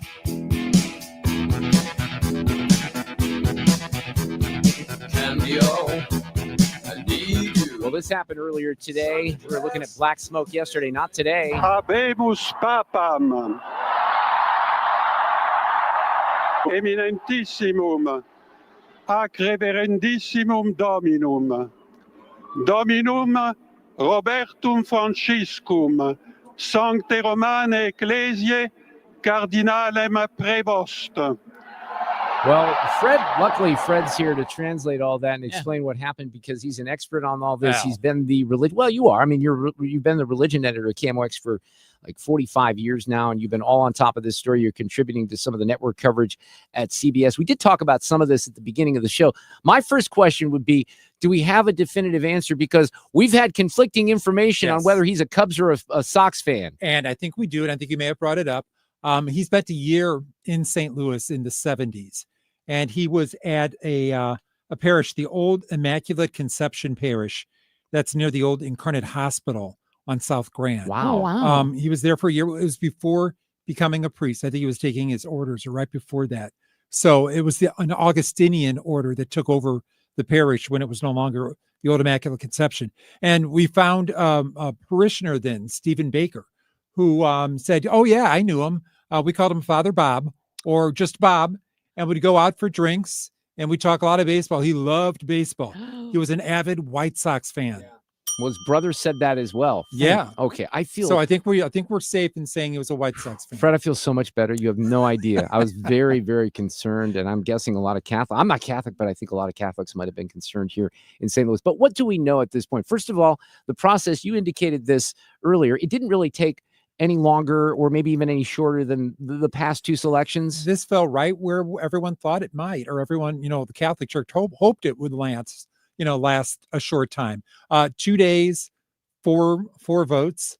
And keep in mind that, he didn't get passed on the first day. But that's not unusual. Right. That's not unusual. And then they had 2 votes this morning. And then on the third vote today, which would have been the 4th vote overall, after lunch today, he was elected Pope with a 2/3 majority. 89 of the 133 eligible voting cardinals chose his name. And that was the same time, the same frame as Pope Benedict on the second day, the 4th ballot, and 1 ballot quicker than Pope Francis. So he was on the 5th ballot on the second day. So the last 3 popes have all been elected on the second day of the conclave. Hey, Mark, while you were gone, Fred talked about the fact that a lot of these cardinals are new and haven't ever voted. Yeah, you're right. And it was a new experience for, I guess it was 108 of the cardinals, because those were the ones that Pope Francis nominated and elevated to be a cardinal.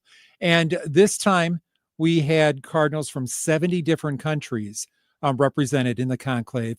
And when Pope Francis was elected, there were 48 countries represented.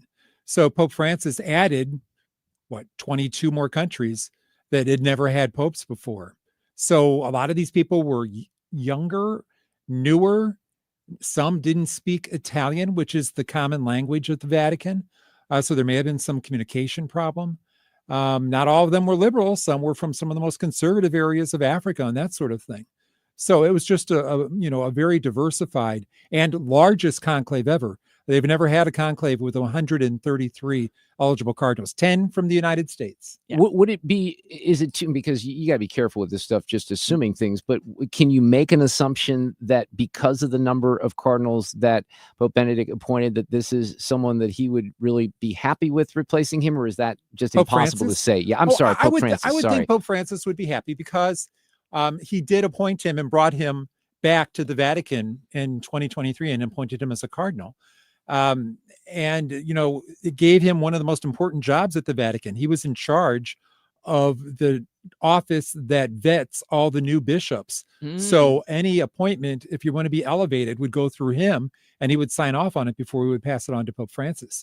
So it's very important to him. A couple other really cool things about him is that he knows he can speak 5 languges and read 2 more. So he can read 7. Like we all can. And speak 5 languages. He was seen as not being charismatic. They didn't know if, he'd be the personality that you'd want to go out and do speeches and homilies throughout the world. But judging from what we just saw today from the balcony in the Vatican, he was lively. He was smiling. He was gentle in nature.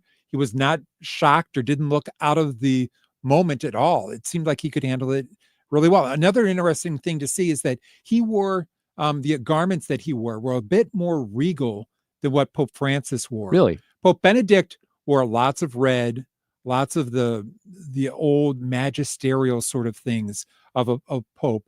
Pope Francis simplified it, just wore a white cassock, a white thing.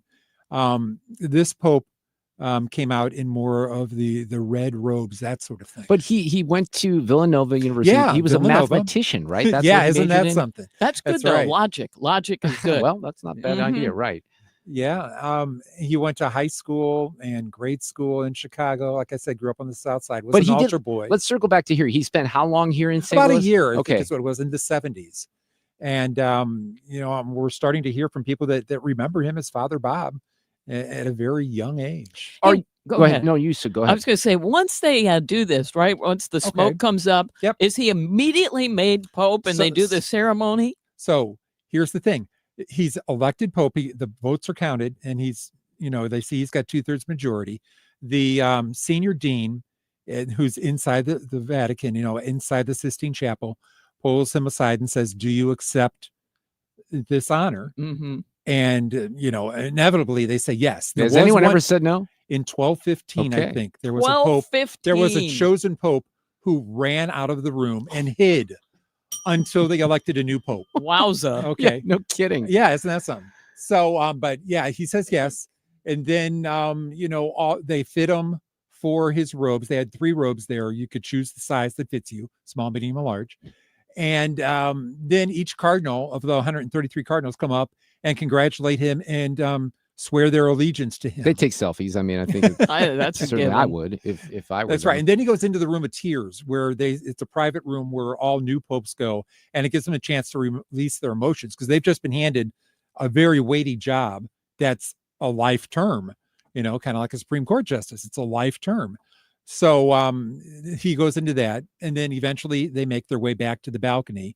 But at the moment that he says he accepts the nomination, that's when he becomes Pope. There'll be an official installation ceremony in about a week in St. Peter's Square, and that'll hopefully be outdoors so they can get the hundreds of thousands of people there to witness the inauguration of the very first American Pope ever. But again, to repeat something that I indicated earlier, and just I don't know if anything has changed, but he didn't speak any English today, right? No, he spoke Italian, Latin, and Spanish. But obviously, he knows English well, and maybe he didn't want to be seen as as an American Pope. And he's not. He's probably, of the 10 cardinals, he's the least American of the American cardinals. Right. He's been in Peru. He's been in Peru for decades. As a missionary, and then he came back to the Vatican, or came back to Chicago for a little bit, and then he was over at the Vatican. So he split his time. He's an international. He's a world Catholic leader, I would say. I mean, when's the last time we had a Pope visit this country? Pope Francis was here. Oh, he was. He did the United Nations. He did Washington. Okay, I didn't know if maybe That's right. there would be Pope Benedict was here. Pope John Paul II was so here he in would St. likely Louis. come here. Yeah, I know that. But I would think Chicago would be a stop to visit his native land. Yeah, that's interesting. All right, well, we'll continue to have Fred's expert coverage. We're going to talk about it tomorrow, of course, on the show. We got the roundtable. I have so much audio that I want to get to here. I'm going to break. And I know Fred indicated, and we're not happy about this because we want you to get some rest, but you still have responsibilities to the network and reporting on some of this as well. But oh my goodness, I'm so relieved that he's not indicated because they went early at Wrigley Field. They put the sign up there, the Pope is a Cubs fan. No. Fake media, fake news. What can I say? Audio cut of the day. And I have a bunch of good ones, including the raccoon that was smoking meth in Ohio. You're not going to want to miss that.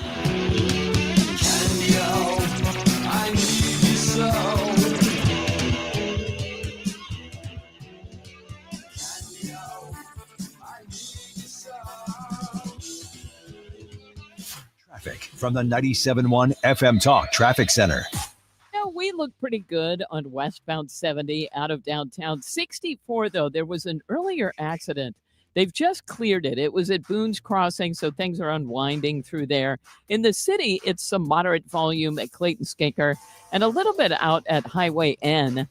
It's 70 in good shape, but southbound 170, slow pockets.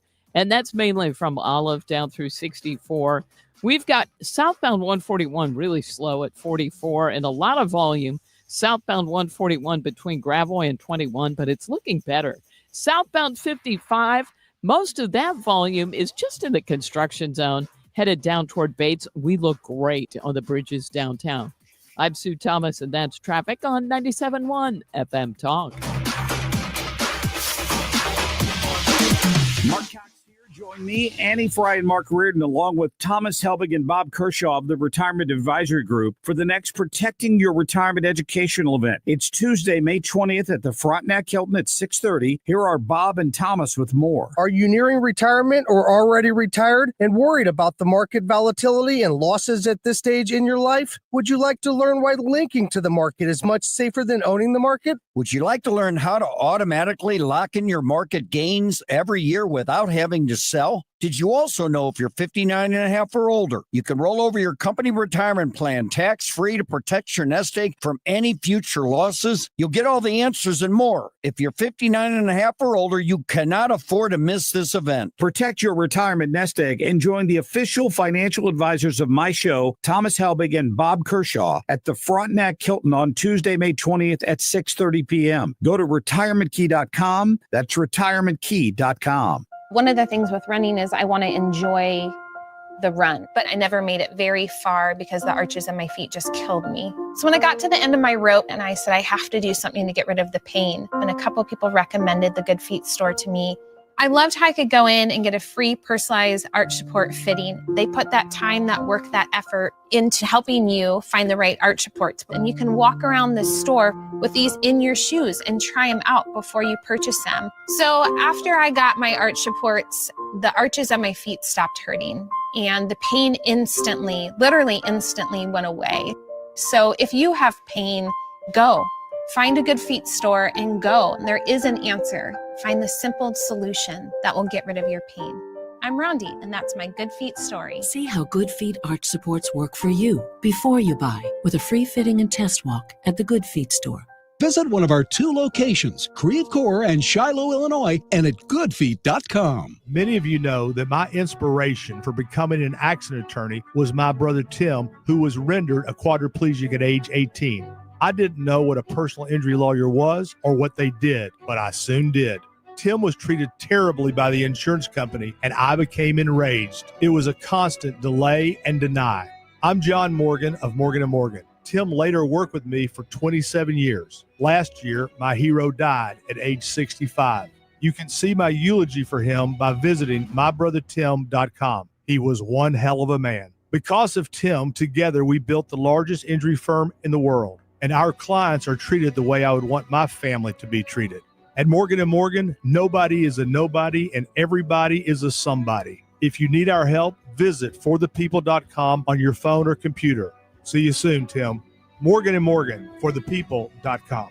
Injured? Dial pound law or visit forthepeople.com for an office near you. To have a roof over your head, a nice roof over your head, is very important. That's Rick talking about his experience with Rhino Shield ceramic coating. We got Rhino Shield 18 years ago, and they're very cooperative on getting us the right paint. They're in and out and done in no time. Once it was finished, looked great. We were very happy with it. The main reason Rick called Rhino Shield is because it's backed by a 25-year transferable warranty. We've watched a lot of people get their house painted 3 or 4 times, and we haven't had to do any of it. I don't know about you guys, but I don't want to have to paint it every 5-7 years. Take a tip from Rick and put down the paintbrush and call Rhino Shield for your free evaluation. 877-25-RHINO. 877-25-RHINO. Or visit 877-25rhino.com. We got Rhino Shield 18 years ago. Financially makes sense, especially if it's going to last like this did. Still looks great. Call now. 877-25-RHINO or 877-25rhino.com. Don't paint, don't Rhino, go Rhino Shield. Never paint your house again. Rhino Shield.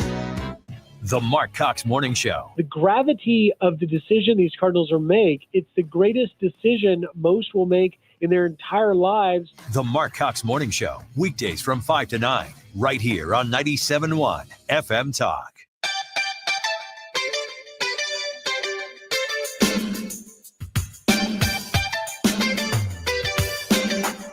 All right, I don't even know if I've promoted the Reardon Roundtable. This has been a bit of a whirlwind of a show. My first day back after that international trip to Greece, which was fantastic. We'll talk a little bit more about the Greece trip tomorrow. I got some stories that I want to share. But I have a lot of audio that I want to share this afternoon because there's some really good stuff. Some of it's a little serious. Some of it is less serious. Some of it is fun. I'm going to get to all of it here and try to do a little whirlwind. Stand by. Playback ready. Now, the audio cut of the day. Some of this has a bit of a theme, and with no disrespect to the Catholics, I have already played some audio related to the Pope, so that's not going to be featured here today. But there's like a little bit of a theme going on with some things that are happening out there, including in Colorado, where you're going to allow school teachers. This is a bill that is now passed the legislature in Colorado, going to the governor's desk, that allows teachers and counselors to change a child's name without the parents knowing about this. What in the world are we thinking? How can anyone think that that's a good idea? Now, I'm going to play you a Republican lawmaker in Colorado in a second, but I want to start with the guy who is in charge of USA Fencing, because I don't know if you heard this yesterday. They had a hearing, and Marjorie Taylor Greene was the chair of this particular committee, and they asked the guy, his name is Damian Liard or something like that, who's in charge of USA Fencing. Remember, we had the fencer that basically said, no, I'm not competing against a biological male. So just listen to this. Now, I'm going to tell you, Sue, you haven't heard this. Most people have not heard this audio. In a fair media world, someone would air this clip, but they won't. Philifelt, do you think forcing a woman to change in front of a man in a locker room is abusive? Yes or no? Congresswoman, I'm not sure. Do you want your daughter to change in front of biological men? Let me just do that again. Did you hear what he said? No, I didn't. He said, listen to him. He says, I'm not sure if I understand the question. Are you freaking kidding me? Felt, do you think forcing a woman to change in front of a man in a locker room is abusive? Yes or no? Congresswoman, I'm not sure. Do you want your daughter to change in front of biological men in locker rooms? Yes or no? My daughter isn't really something that should be part of this. I'm gonna. If you're not a quick no on that, we're gonna take that as a no. Yeah, what she meant is if you're not a quick yes on that, she just reversed it. But he could not even answer a simple question. So then there's this guy in Colorado who actually tried to make a case that, you know what, we name our kids as parents. We name our kids. We should kind of maybe have, I don't know, just a little say in it, whether they change their name or just be notified if they change their name, right? A piece that's still in this bill that was in the original version is section 6, and it talks about name changes in schools. And I ran an amendment that said you have to have parental consent to change your name in school if you are a child.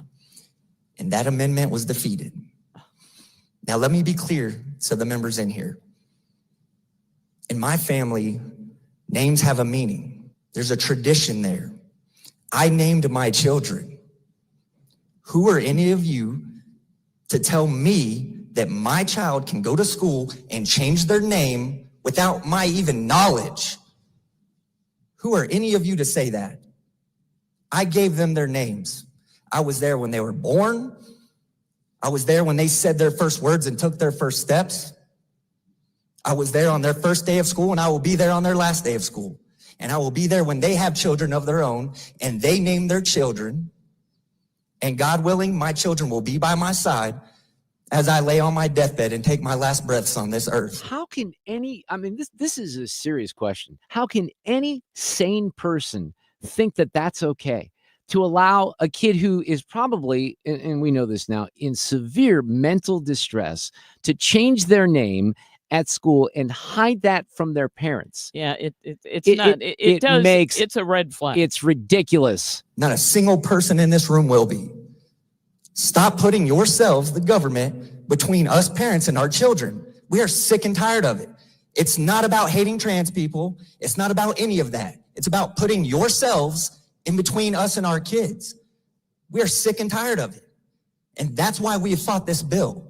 I want you to think about that. We received thousands of emails, thousands of phone calls, not because thousands of people around Colorado hate trans people. It's because they're sick of the bills we're passing, infringing on their rights. And this perhaps may be the most egregious we've seen so far. I don't think there's any doubt that it's the most egregious, but I have to kind of land on something here that's at least somewhat comedic. And I'm going to tell you right now, Sue, that the video for this is a whole lot better, but I have to share the audio. And this was a traffic stop. What's the date today? The 7th? 8th. Today's the 8th. Thank you very much. So this was the 5th. Was that Monday? Yep. Yeah. So 7 p.m. Monday, Springfield, Ohio. Officer Austin Branham conducts a traffic stop on this vehicle where there's an active warrant and a suspended driver's license. And here's what happens. Hi, how are we doing today? I'm Officer Brandon, Springfield Township Police Department. Okay, stop it, Josh. How are you? So the reason I stopped you is you are suspended with a warrant for your arrest. I am? So do me a favor, turn off the car, put the keys up on the dash, detain you for that warrant, and because you are suspended actively. Oh. Okay, so they're starting to get her out of the car. You heard the dogs in there, right? She has a raccoon in the front seat. Listen what happened. Oh my God. Her meth pipe. He's playing with the meth pipe right now. The raccoon is playing with the meth pipe. Evidence now. Oh, I don't want him to have Well, that. that's why I'm going to do it. Hey, buddy. Huh? It's okay. A few minutes? Yeah. Okay. This is what she's smoking meth in. Okay. The raccoon's playing with her meth pipe. Oh, there's no. He's trying to smoke it. All right. Thanks.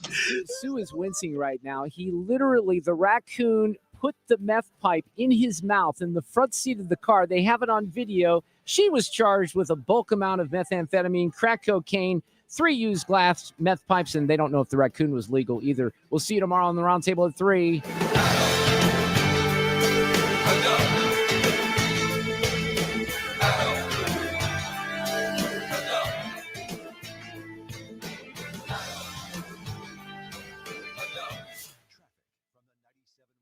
FM Talk Traffic Center.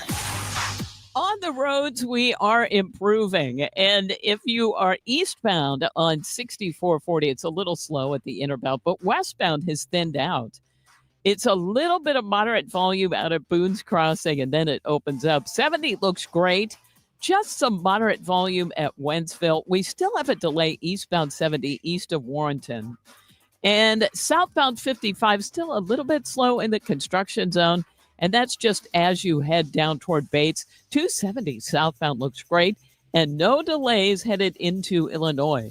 This report is brought to you by Point with an E Pest Control. I'm Sue Thomas, and that's traffic on 97.1 FM Talk.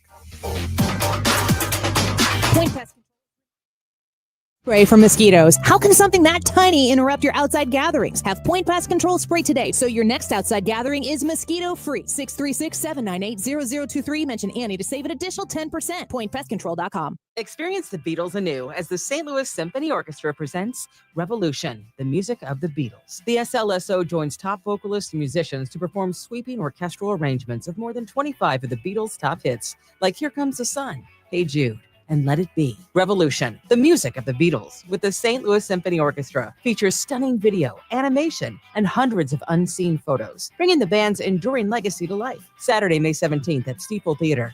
Tickets on sale now at slso.org. Homeowners, spring is here, and there's no better time to sell your St. Louis home. But the agent you choose matters. Who should you call? My friend and trusted realtor, Gloria Liu, your home sold guaranteed realty. Hey, it's Mark Cox. Here's why Gloria should be your first call. While the average realtor puts a sign in your yard and hopes it sells, Gloria will guarantee to sell your home for 100% of market value, or Gloria will pay you the difference. In this market, you don't want to risk working with someone who doesn't have the guarantees, buyers, or experience to help you sell within your time frame and for the most money. Many realtors will overprice your home to get your business, which can lead to your home sitting on the market with little or no offers and price reductions. If you want to sell your home for 100% of market value, or Gloria will pay you the difference, call Gloria Liu today at 314-325-6888 or visit GloriaHasTheBuyers.com. That's GloriaHasTheBuyers.com. Gloria and seller must agree on price and possession date. We all hear the radio ads about the IRS. They tell you to be afraid, to be scared, and they try to frighten you into calling. I'm not here to do that. Tax Relief Advocates is different. TRA is here to tell you that if you owe money to the IRS, whether it's $5,000, $50,000, or $500,000, we have a solution. It doesn't matter if you're sitting in your car, at work, or with your kids. No matter where you are, call now. 800-575-6986. Don't lose hope. TRA can eliminate or reduce what you owe to the IRS. Generous programs are now available that can give you a fresh start. Our passion is taxes and helping individuals fix their IRS problems. We have over 1,000 5-star reviews on Google and an A+ with the Better Business Bureau. You don't need to be afraid of the IRS any longer. End your tax nightmare today by visiting us online at TRA.com or call 800-575-6986. That's 800-575-6986. Tax Relief Advocates. Real solutions for real people. If you're the victim of a car accident or suffered a work injury in St. Louis, you want to turn